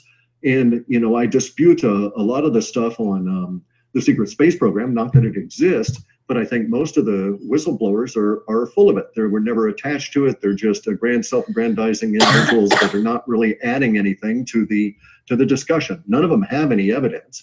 So if you don't have evidence, it's not testimony. If you're not in court, it's a story.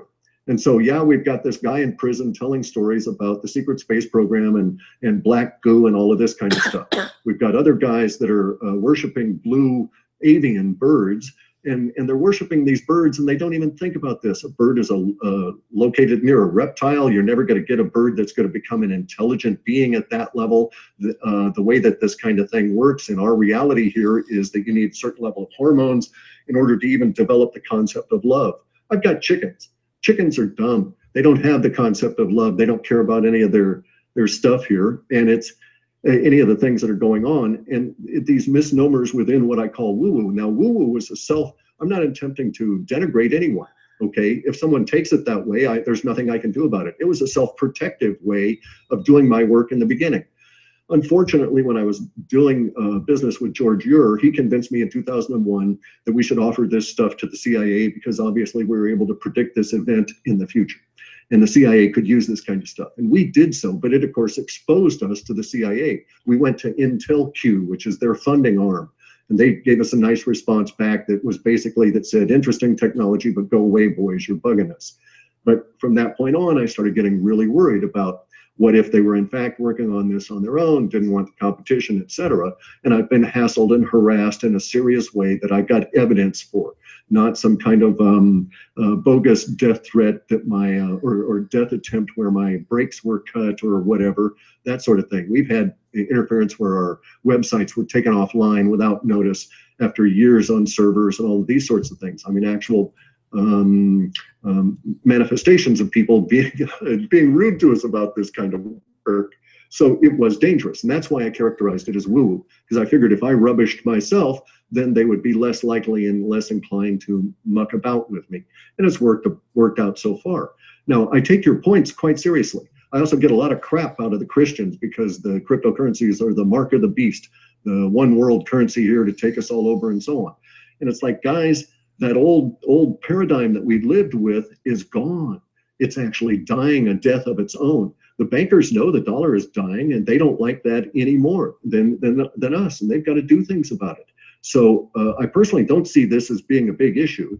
if AI could overtake, if it existed, it wouldn't give a crap about what we're doing with cryptocurrencies. It's like I kept thinking, you know, if any of these things were real, in terms of people that had done 20 and back or gone off into space and come back and so on, then why didn't they come on out years ago saying, buy cryptos, people, I've been to the future, I've seen what's going on, because we're here now. So we have demonstrable evidence that there is indeed disclosure. I can see it in all kinds of weird devices that I know are being built right this minute, including quantum computers. And I'm involved, and I understand the Gordy Rose standing next to the machine and feeling it. Do you know what quantum computers are, how they work? They work in a weird way, okay? Because quantum computers are an attempt to put a computer chip of a specific design into a vessel and then to eliminate so much stuff out of that vessel that it almost is not even in this dimension. That's their goal, okay? They want to eliminate the vibration that comes from heat. They want to eliminate the vibration of any air in there. They want to eliminate the vibration of people around them. They want to eliminate all these vibrations so that they can control those vibrations that are left. Then they do this thing called quantum tunneling or quantum annealing. And it is very similar to taking all of the atoms in a piece of steel and making all those atoms very agitated and then freezing them instantly. And when you freeze them, they just so happen to line up in the code, in the correct answer for the code that you've written. And that's how a quantum computer works. But the only way it can work is supercooling it and kicking out what I call woo-woo. Basically, what they're doing is they're trying to push consciousness out of this vessel that they then stick the computer chip into. And that's a Q chip. That's a qubit computer in a nutshell. And so it, of course, feels weird to stand around it because they're doing everything they can to shove out all of the consciousness of the universe. And so in my way of thinking, there's a bow wave or a wave of consciousness, a density of consciousness around these quantum computers that doesn't exist elsewhere. And I also think that the existence of quantum computers can be tied to the existence of the Mandela effect. And where we should see the quantum computers go, more Mandela effect manifests. Now, at some point it may even out, but it's really weird that way in terms of what quantum computers are and how they function, because they're not as is being sold into the alternative media community in a different term than woo-woo, okay? So the quantum computers are not these evil things that are being sold in a particular way. Quantum stuff is really kind of cool. Now, yes, well, I appreciate Carrie, that you have that point. CLif, About let me address your point about the two aspects of this, okay? The angelic human versus the super enhanced robotic kind of human, right? Does the angelic human have any need for money? How is the angelic human vehicle going to be recognized? How is that future going to be recognized different than the path we're on now? Because we're deep into a technology world now that's been in existence since 1947. It's not going away. So we personally, each as individuals, have decisions to make. In my case, I've made a decision to be as morally upstanding as I can in dealing with the emergence of this technology as it goes forward, and to always maintain certain principles in doing so, so that any effect I may have as an individual shoves all of us towards that particular view that we can overcome all of these things. Now, let me tell you one weird little rumor I heard, okay? And this is from the whistleblower kind of community, so I don't put a lot of stock in it. But this particular whistleblower works in a deep capacity for a major aerospace and space company. And this individual told me that if one wanted to think about it a particular way, humans are extremely clever. And we're clever in ways that many other beings are not.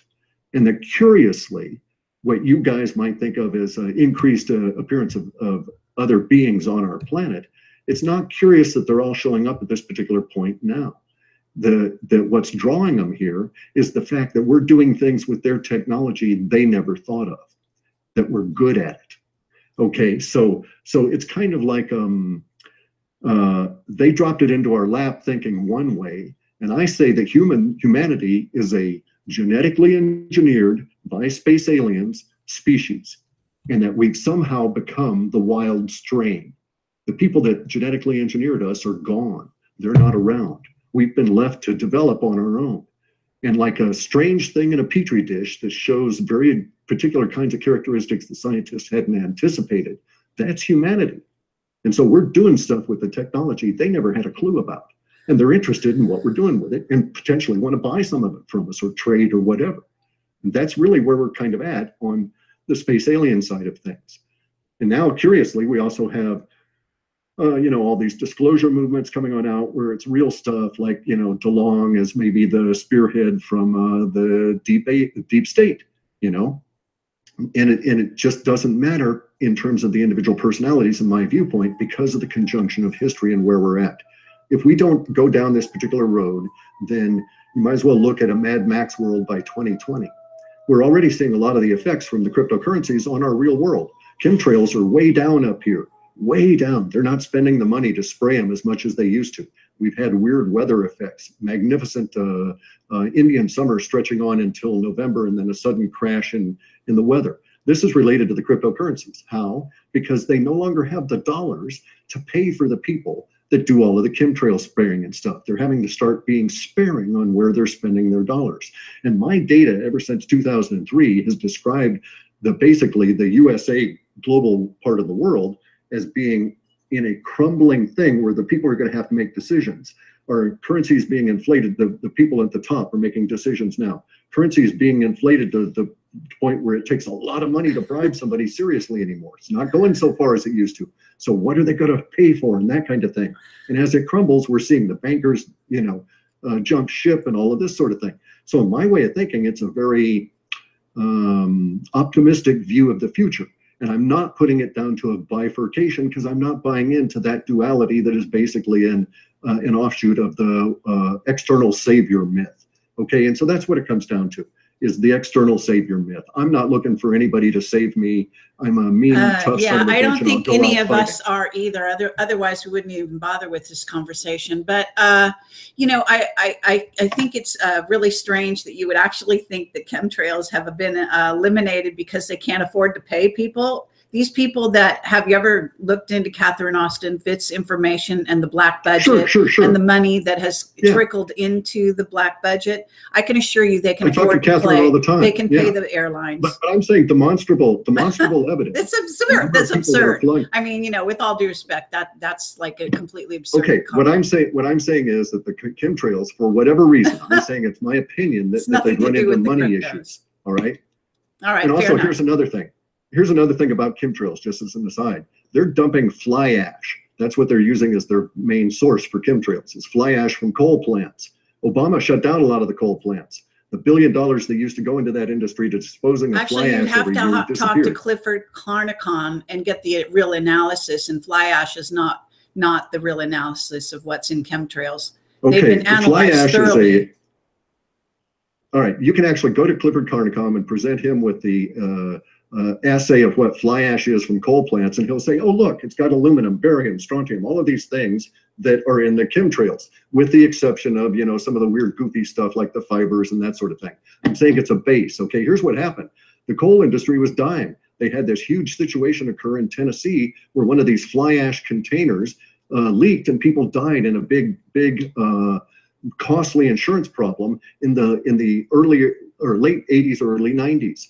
From that point on, we start seeing chemtrails show up, and pretty soon the coal industry no longer has to pay $1 billion a year to dispose of fly ash. All of a sudden, it's no longer a line item in any of the companies reporting anything about their coal plants. Why is this? Because they've got a contract with the government to turn over the fly ash to them and not spend that $1 billion. All these fly ash ponds around the coal plants are dry. They've disappeared over the last 5 or 6 years. We've sprayed them into the atmosphere. And you can't say that this doesn't occur because this is what they did with the fluoride, the stannous fluoride that they took out of the steel mills. They made us all eat it, and they got rid of the waste from the steel mills as we went into that by making us do the stannous fluoride. So it's just a repeat and fair of enough. Okay, sure. I'm not going to sit here and dispute chemistry with you, but I can simply say that no one has attributed it so far that I know of to fly ash, as you're calling it, or something as a derivative from coal. But it's possible. It's not. I'm not. There's a lot to the chemtrails. To repeat your own words, and they're not all the same. They're not all the same. You don't.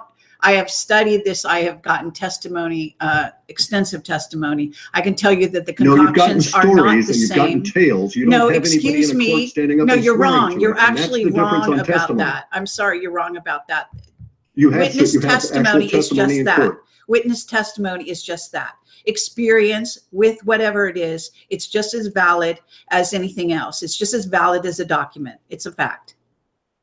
Personal experience. This convicts killers. Yes, it does. If it were as valid if a person says in a court of law that they saw something, excuse me, this is not. You're fact, wrong. Terry. Watch your words here. You should look into a court of law. It's not a fact. It's your opinion. You should look into witness testimony in a court of law that will convict a killer, because this is what they saw. This is what they're testifying to. It's not testimony. It is testimony, and it is admissible in a court of law. It's a statement. No, you're wrong. Dan Burrish Dan Burrish went and he got an affidavit. Okay, look, I'm sorry, but I have to mute you for the moment because we're going to have to let Paladin have a chance to talk. Is that all right? Thank you. Okay, so Paladin, at this point, CLif has been talking for quite a while.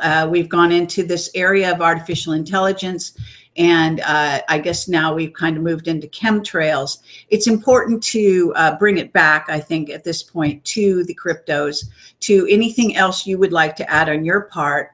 I understand that you don't have much experience with artificial intelligence. Is there anything that you want to discuss that we have not covered in this discussion here with regard to cryptos? Any further analysis you've done, et cetera, et cetera? No, I think we pretty much covered all of that. I'm in a learning curve trying to figure it all out. I just tend to approach it from a big picture standpoint, and it's obvious to me that the powers that be their power emanates from their control of the financial system. And I think we all know who that goes back to. They do it through the Fed. There's a lot of off balance sheet money out there. I guess I would push back a little on what CLif said as far as this is, the dollar is going down, and it's out of control and they can't stop it. I would say, yeah, they can stop it. They are controlling it. They are manipulating it. And basically, what this is like the crash in 1929, where it's a transfer of wealth. I mean, they're going to crash it and they're going to take all of our money if they can do that and come up with a different system. I think that cryptocurrencies are filling a void between maybe the transition from the old European bloodlines to the Chinese. The Chinese were in charge, you're right, CLif, for a long time. The Silk Road, I mean, that's, and they accumulated a lot of gold. They've been accumulating a lot of gold in the past, and I think they would like to flip the switch and go to a gold-backed currency. And I think if they do that, it's going to be a game changer, because everybody else is going to have to do that. And it's maybe not going to be gold back. I think it's a better term is the asset back, because not everybody has gold. Some people have oil. Some people have various other resources that they will use. And I think we're going to see, again, it's not gold standard, it's an asset backed standard. And I think we're going to see a completely different monetary system. Now, how that's going to look versus the cryptos when it gets done and when it gets flipped, I don't know, because the bloodline families, from what it appears, are fighting this tooth and nail. They were asked to come to the table a few years ago to say, okay, we're going in this direction. Do you want to go with this? And they basically got up and left the meeting. So the Chinese have basically done this on their own. They've created the Asia Infrastructure Bank, which is that they have the Shanghai Gold Exchange. They're accepting payments now from other countries. Russia is involved. So you're seeing a shift from the west to the east, if you will, and how that's going to shake out, nobody knows, because it appears to be a battle. And it's interesting that the cryptos have come in to fill a void in the meantime. And so I am not one that likes to predict the future or try to go into the future. I'm just looking at what's happening in the past and what's taking place right now. And I feel that they will address the cryptos once they get the new system in place. But I could be wrong. I could be completely wrong. I am cheering for the cryptos. I hope they work because it's a beautiful thing. I mean, the concept, the idea, the technology, it all seems to be solid. It all seems to be doing, performing as planned. I just wish there wasn't such a proliferation of currencies and these tokens, although I think that they have a different property than currency, if I understand that right. And I believe that, if we use the cryptocurrencies for commerce, it's going to be a stronger model going forward for them to attack than if it becomes an investment vehicle. That's where I'm concerned, because people are going to have to eventually get out of it, get back into cash, because that's how they have to pay the IRS.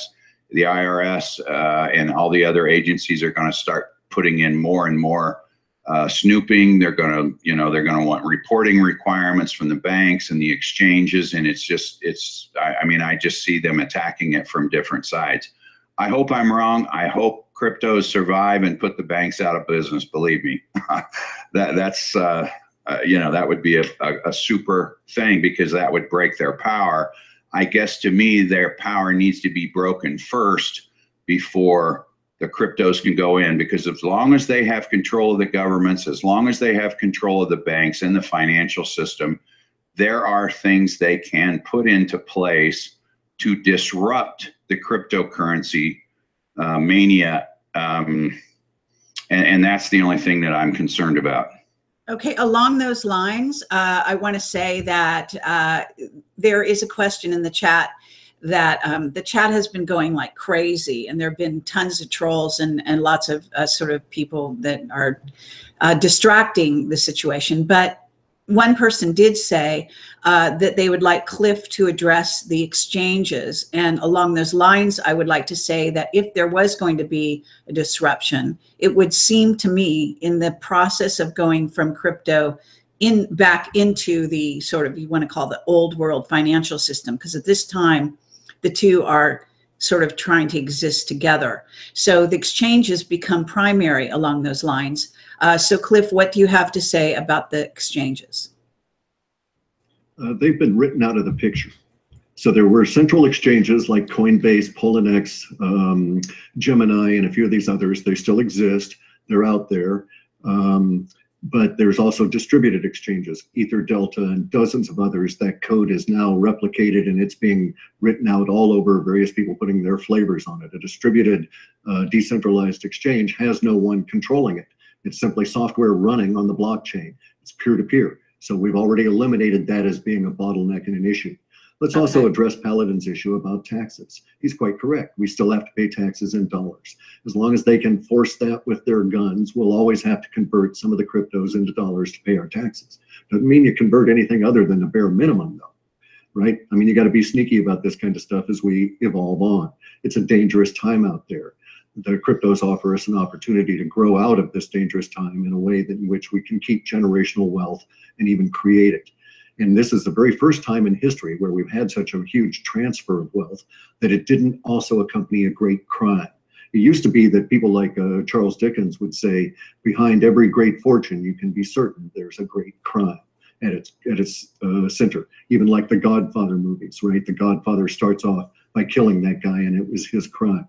So I agree with Paladin in a lot of his statements in terms of his viewpoint. I look to the future, not to the past. And so I'm trying to help steer things as we go along. And so the exchanges are being taken out of the loop, so to speak, as a point of vulnerability, because we can engineer software to do that. So this is kind of a thing where we're not going to wait for some day where they've got the power and they can try and stop the cryptos. If they were going to do stuff, they would have tried the regulation a long time ago, because they understand that this stuff spreads like a virus. They understand the power dynamic. And the power dynamic is once it gets into early adopters, it's done. You can't stop it. So once cell phones reach the point where the 4,000th person, so to speak, or the 4% person, the person that bought that cell phone that represented the 4 percentile, once that happened, it was bound to keep continuing. And so we're at a very interesting time in history. And the concerns about the cryptos in terms of the exchanges and the vulnerabilities are going to be engineered out. You have to understand software is really cool. When I make a mistake in software, I can correct that error as soon as I discover it, reissue the software within an instant, you know, as fast as the internet can suck it up or whatever. Now, I'm actually concentrating on security because there's a lot of these ICO guys that are new. They don't know what the hell they're doing. They're writing code that's got holes in it. There'll be hackers and crackers trying to take their money and this sort of thing. It's going to be a very burgeoning sort of an area. Paladin can probably get quite a bit of work doing forensic analysis because that'll be a burgeoning area, figuring out what happened, where did it go wrong, where did this particular transaction not appear correctly, and why. And so we're inventing this stuff as we go along. So it's not in a way, I don't conceptualize it as a paradigm of one power against another power, nor do I conceptualize cryptos as currency versus store of wealth. It's both, constantly continuing, and it's evolving. It's also a way of secure communication. For instance, if you had a whistleblower that had a piece of evidence, say a photographic evidence of themselves with their arm around an alien, and they wanted to establish that they had this photo at a very particular time, all they have to do is to upload that photo to the blockchain, and it's there forever, timestamped down to the millisecond that we can identify with particular blocks. So there's all kinds of uses for the blockchain to establish IDs and establish intellectual property and so on. And it's going to be chaotic as hell. And we must have, I'm sorry for Paladin's, not for his worry about too many cryptos, too many tokens, too many coins. We haven't even started. There's millions of businesses around this planet that need funding. The banks are dying because the dollar is dying. It is not like 1929 and it is not like 1933. The reason is the dollar then had a huge 75% of its purchasing power available. Now it's less than 1% and it's dying off. And so there won't be a recovery into a new scheme that is in any way based on a dollar.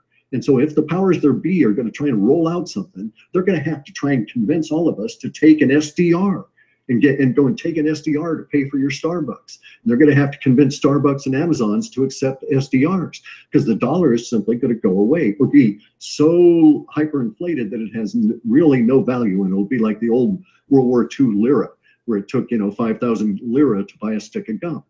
And so the reason that the bankers are not an issue is because they recognize that their product is not accepted anymore. And they can't sell their product. And so what they want to do is get behind the next up and coming greatest product. And that's why individual bankers are fleeing the banking system faster than their bonuses are drying up. And yes, the Fed's in control of the dollar, but that's all. And at some point, those dollars won't pay for soldiers or police. And the police chief will have to go to the city council and say, we've got to pay these people in real money. You guys had better get some Bitcoin in here quick, or Litecoin or Ethereum or whatever, to pay these people. And this system is being engineered and put in place by all of us decentralists, by all of us distributed thinkers. And we're fighting continuously and constantly. So basically, it's a situation of where we're not trying to knock down the old system. We're wearing it away. We're eating it away little bit by little bit by little bit continuously. So this is like Mao Zedong in his march of the 1,000 miles where he took over China. And he did it with what was known as the Long March of the Blue Ants. He had so many people that he wore down the system as he marched from the hinterlands in northern China to Beijing. By the time he got to Beijing, he owned the country. This was the original kicking out of Chiang Kai-shek. And it was just that they had so many people that collapsed. And that's where we're at right now with Russia. Russia collapsed and went into the Soviet Union collapsed and went into what we call the White Revolution because of national news. They started broadcasting a national news across 12 time zones. And they did it at a synchronized time, so everybody could watch the news at the same time across their whole country. The powers that be in the Soviet Union thought that this would bring the country together, and it did. It collectivized the whole country because they knew that that national news for an hour was absolute bullshit. So you know what they did? They'd go out and they'd walk their dogs. And pretty soon, everybody was out walking their dogs when the national news was on, and nobody was paying attention to the national paradigm anymore. And when you walked your dog, you saw everybody else walking their dogs, and you all knew you were walking your dogs because you couldn't stand to watch that bullshit anymore. And that's when the revolution happened.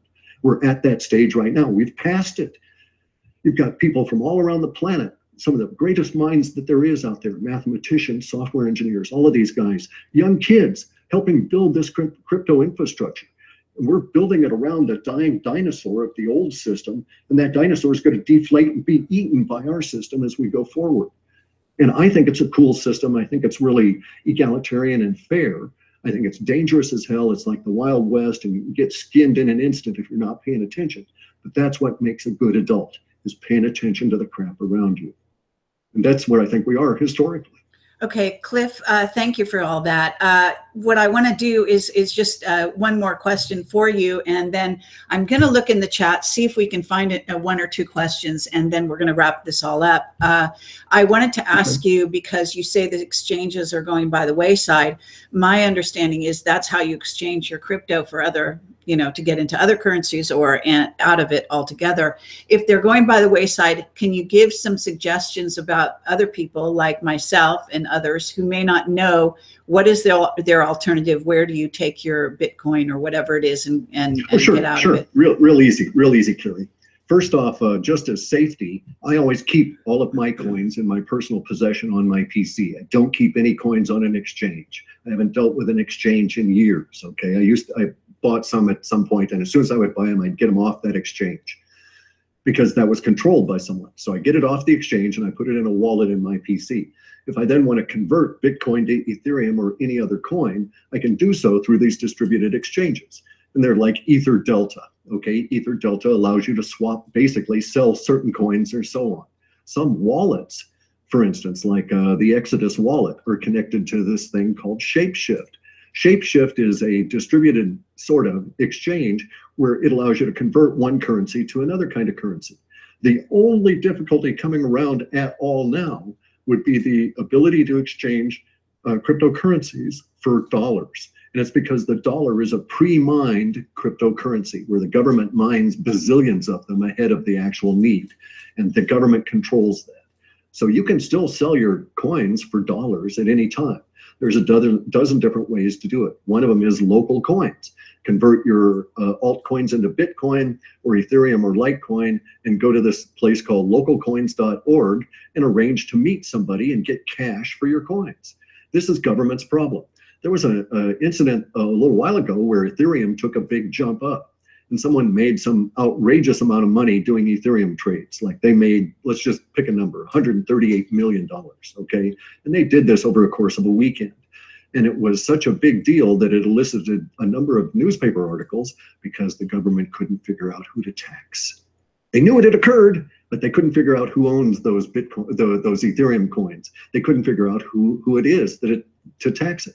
The government has no knowledge. The IRS is entirely a self-reporting system.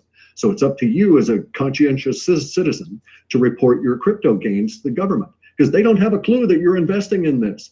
You know, once the money is out of the dollar, they cannot track it. The ability to track an individual transaction through Etherscan or some of these other Bitcoin or blockchain.info, some of these allow an individual, if you know your own addresses, to follow a course of a transaction. But the government doesn't know anybody's addresses, can't tie them to their businesses. There's a lot of FUD out there where they write articles in the New York Times and get the New York Times and these people to print them saying, aha, we figured out a way to track the stuff and tax it. But the fact of the matter is they're still dealing with, you know, ancient technology and IRS. They just don't grasp some of this stuff at a fundamental functional level. And it is up to every citizen to report their tax gains appropriately and be taxed that way because we have a self-reporting system. And so I advise everybody to be legal and lawful and, you know, play the rules, right? You can also write off losses. So if you had a loss in cryptocurrencies, you can report that you were trading in cryptocurrencies and you suffered a capital loss and write the capital loss off on your taxes. So it's to your advantage to be relatively honest about it. And it helps us out as well as we go forward. All right, thank you for that. Now I have another question that did show up in the chat, and that is if you would be willing to share your idea of where the markets are going between now and the end of the year is the question. Sure, I wrote it up in the last Bare Naked Wealth report, and we're going to see Bitcoin hit probably 10,000 before the end of this year, before December 31. During this period of time, we're going to see a plateau effect within what are known as the altcoins. Okay, that would be all the other coins. Ethereum and all these others are considered altcoins to Bitcoin. Bitcoin's going to go through a little bit of a hiccup with this next fork, but a fork is where the code shifts off. But before that code, I have 100 coins. Let's just say I have 100 Bitcoins. After it's forked, I have 100 of the original Bitcoin, but now I have 100 of the new Bitcoin. That's why everybody's flooding into Bitcoin, because if they do a fork, you get these new coins as free money, so to speak. And so that's going to affect Bitcoin until after mid-November. Then we're going to have this little period of time between now and March where the markets basically are in a generalized slow uptrend with these big spikes that will occur as various things happen in the crypto world. Some of those things will be like some of these companies like Pillar, Populous, even Spectre. Some of these companies will come out and their products that we've been funding the development of through ICOs will come on the market. That'll make these companies seem really hot. Everything will start working, and so they'll get a big pop in their prices as we go forward as their products come into the market. So we're just watching a market business cycle occur here, and so that part is relatively easily predicted. Whereas the big shock is coming is next March. So people that are holding altcoins and Bitcoin and stuff through this winter and into next spring are then going to be joined by the early adopters. So let's just say that there might be 10 million people out of 350 million people in our country that are involved in Bitcoin or any alt currencies at this stage. My data and my analysis suggests that when we hit March, we'll go from those 10 million to the first 100 million. And we'll do it over March, April, and May. And then we'll do another 100 million over maybe just June and July. And so the speed at which we get more and more people into this will really accelerate. And obviously that acceleration of dollars, of wealth flowing out of dollars into cryptos is going to boost the relative dollar price of these things very high. What's going to keep them from going astronomical is we're also going to be flattening out at the same time. Instead of 200 or 2,500 cryptos, we might have 10,000 by March, 40,000 by April, and 150,000 by July. So the money's going to be able to spread out, so to speak, into a lot of these different cryptos, many of which will be a scam. You've got to understand what you're doing. You've got to do your own due diligence. Don't take anybody's word for it, all of that kind of thing. And that's basically the overall projection that's coming out of our data for the rise on the, or for the landscape of the cryptos through into mid next summer. Okay, thank you for that. So at this time, I don't think that there are all, I'm just scanning the chat really quickly to see if there's any last minute questions. Okay, and I do want to say that it's been great. You've been a great sport, Cliff. I appreciate that. Paladin, thank you so much for also being with us and giving your part to what you understand, and some food for thought, I think, for everyone listening. And this has been, I think, a very good discussion. It's quite covered a lot of ground. Obviously, there's some drilling down that needs to happen, and I'm sure that that can go on also in your own show, and probably does, Cliff. And perhaps we can bring some other people on to also further flesh out and investigate some of this. These topics where we have a certain amount of knowledge in certain areas, and it doesn't all line up to where we're able to, I think, perhaps communicate that clearly with each other in these areas, because our knowledge comes from such different places. However, I think it's very good information, and I think people, their hearts are in the right place. They really want to see this turning into a place on the planet where basically we are taking our own destiny into our own hands, etc. And so that we're moving out of the sort of eye of the triangle and top-down sort of situation and into another world.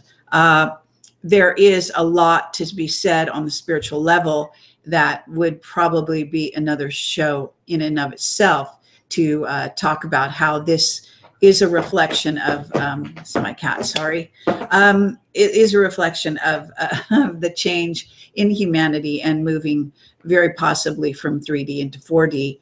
and beyond. So this is the virtual world, the world that we are dealing with is going to be encompassing all of these kinds of ideas, and crypto is kind of part and parcel of all of that. So I guess I'll give you each a sort of time to say some parting words. Try to keep it sort of, I guess, to a minimum, simply because we have gone over time here. So Paladin, why don't you start? Just some parting words, and I'll, of course, give your website and anything else you might be involved in the future with regard to this topic. Okay, thank you for having me on. I've gotten quite an education sitting here listening to you and Cliff talk about these issues. So I appreciate that, and having the opportunity to go through this with you guys. Our website's whitehatreports.com. We put up you know, the YouTube interviews that I'm doing. All of our reports are there if you want to view those. At some point in time, I'll probably be doing a blog and adding some other things when I've got the time and the inclination to do it. I don't know. Are we going to do this again, Carrie, with Bitcoins and currencies? I would like to have more time to study it and get probably brought up to speed. Absolutely revisit this topic. Yes. Okay. Yeah. And hopefully we'll do a JFK at some point this month, I guess. And that's all I've got. And thanks, Cliff, for coming on and spending the time. It's been an education. Okay, great. Sorry, I'm a butthead too. I apologize for that. You know, it happens, guys. You get old, you get stubborn, you know, that kind of thing. So sorry about the contentious aspect of it. Part of that, I have to say, is not my fault. I'm constantly under attack by the FUDs that are out there putting out, you know, the fear about the cryptos and so on. So I get real touchy about it. But I do appreciate your perspective. And I think that as a forensic fellow, you just need to ever so slightly shift your vision. And all of a sudden, you've got the cryptocurrencies opening up as a whole new market niche for you, because there's a real need, a serious need for people that can track transactions and know finances and so on. And it's really cool that way. Thanks, Carrie, for having me on. It's great fighting with you. You know, I love a good dust up. Be ready. I'll be ready to do it anytime about any of these subjects. Really wanted to get into the damn blue chickens, blue space chickens, but we can deal with that some other time. Oh, actually, well, I'm glad we didn't, but you know, that's all good. So thank you so much, Paladin and Cliff. Hi, and I want to let people know that I am going to be doing some of these conversations. As many people know, I had Bitweir on my show, and so a big swear. So I am going to have, I've invited some other people. I think Lynette Zhang is someone who's out there talking quite a bit about this subject matter. So we've already invited her. I have extended an invitation to Gerald Salenti. It looks like he might be willing to have a discussion. And so it's just a matter of bringing people in from different walks of life. And certainly this sort of changeover that's happening globally in the financial system has been ongoing. It's been going on for several years. Camelot was warned about it many years ago and told that 2017 was the year for the changeover. We're very close to the end of 2017. We also know that they were behind the clock in that way. They weren't getting done what they wanted to see done. This is the so-called powers that be, call them what you will. We didn't get anything about the Vatican in here, IMF, World Bank, etc. I think there's some discussions to be had there. There's also the questions to do with the idea of the asset-backed system, if there is even any hope for such a system, which I do question for a number of reasons, which have a lot to do with imperialism, etc. And so the minute you decide, how do you decide what country's assets belong to that country when you've got countries like China and the USA that are fully involved in places like Africa, etc. And it gets very dicey in that sense. So I think there's a lot to discuss in this whole financial sector. It's not my area of expertise, but nonetheless, I am watching it as I have everything really across the board because of my whistleblower testimony in these areas. And it seems that they do have a point to make. And so more about that in the future. And I invite anyone who wants to contact me who thinks they're an expert in these areas of cryptocurrencies, artificial intelligence, also quantum mechanics and quantum computing and quantum in general, quantum physics, etc. We do have Richard Allen Miller, who's going to be here next week. I will be asking him some things about some of this, whether or not he's even looked at the financial sector in this way, I don't know, but he's always a great guest. So he will be here next week. I forget which day. I think it might be Wednesday. So thanks for watching, everyone. Thanks for being here, guys. Thanks a lot for audience. In spite of the sort of rudeness of the chat room, I hope everyone enjoyed the discussion. Okay, so take care, guys, and good night.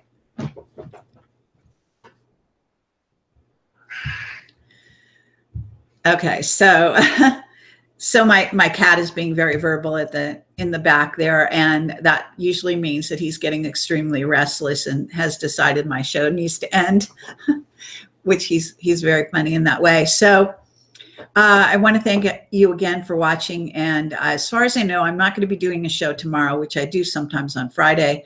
But we have such a lot of shows that I've been doing lately. And I do encourage you to go to my YouTube channel to check in on those shows. A lot of fabulous guests, as always, and some very thought-provoking discussions, as there was tonight.